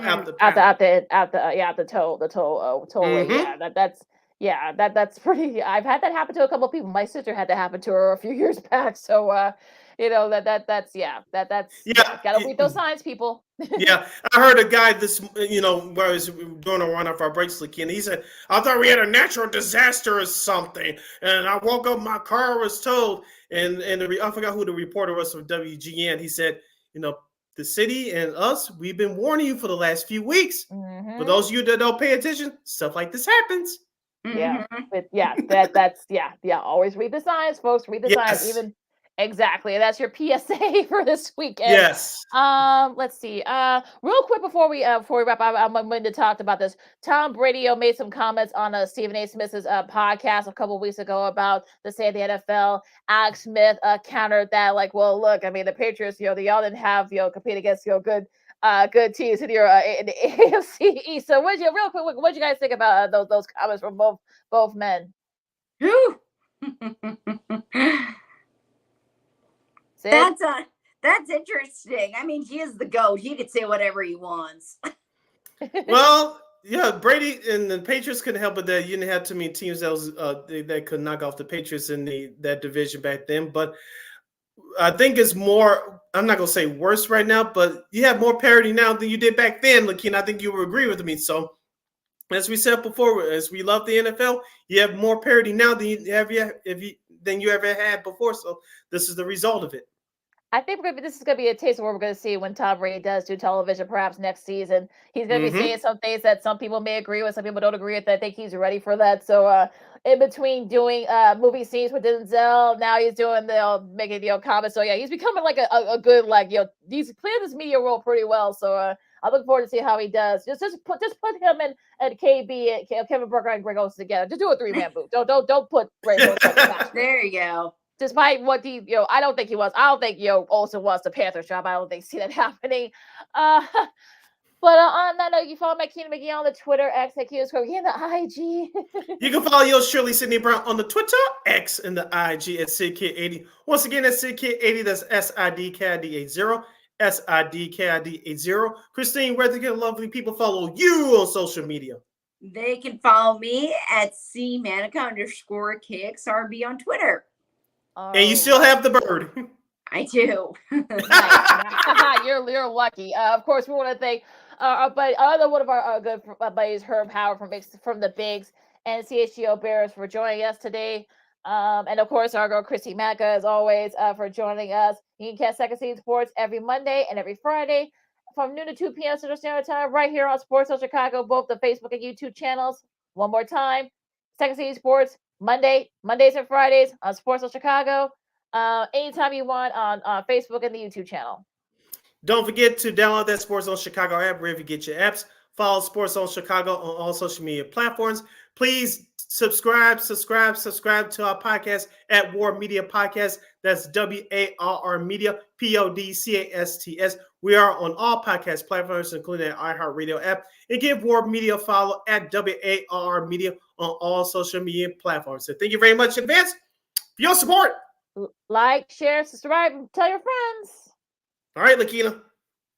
All right, enjoy all the sports, championships weekend in college football, the NBA, some college hoops, got some matchups coming up there this week, and of course, NFL as well. You'll get no Bears, all you Bears fans, you don't got to worry about that. So you can enjoy some good football this week. For Sid and Christine, I'm Lakina. This is Second Seed Sports on Sports of Chicago. Stay warm, folks, and we'll see you guys next week. No Bears, holla! Thank the Lord.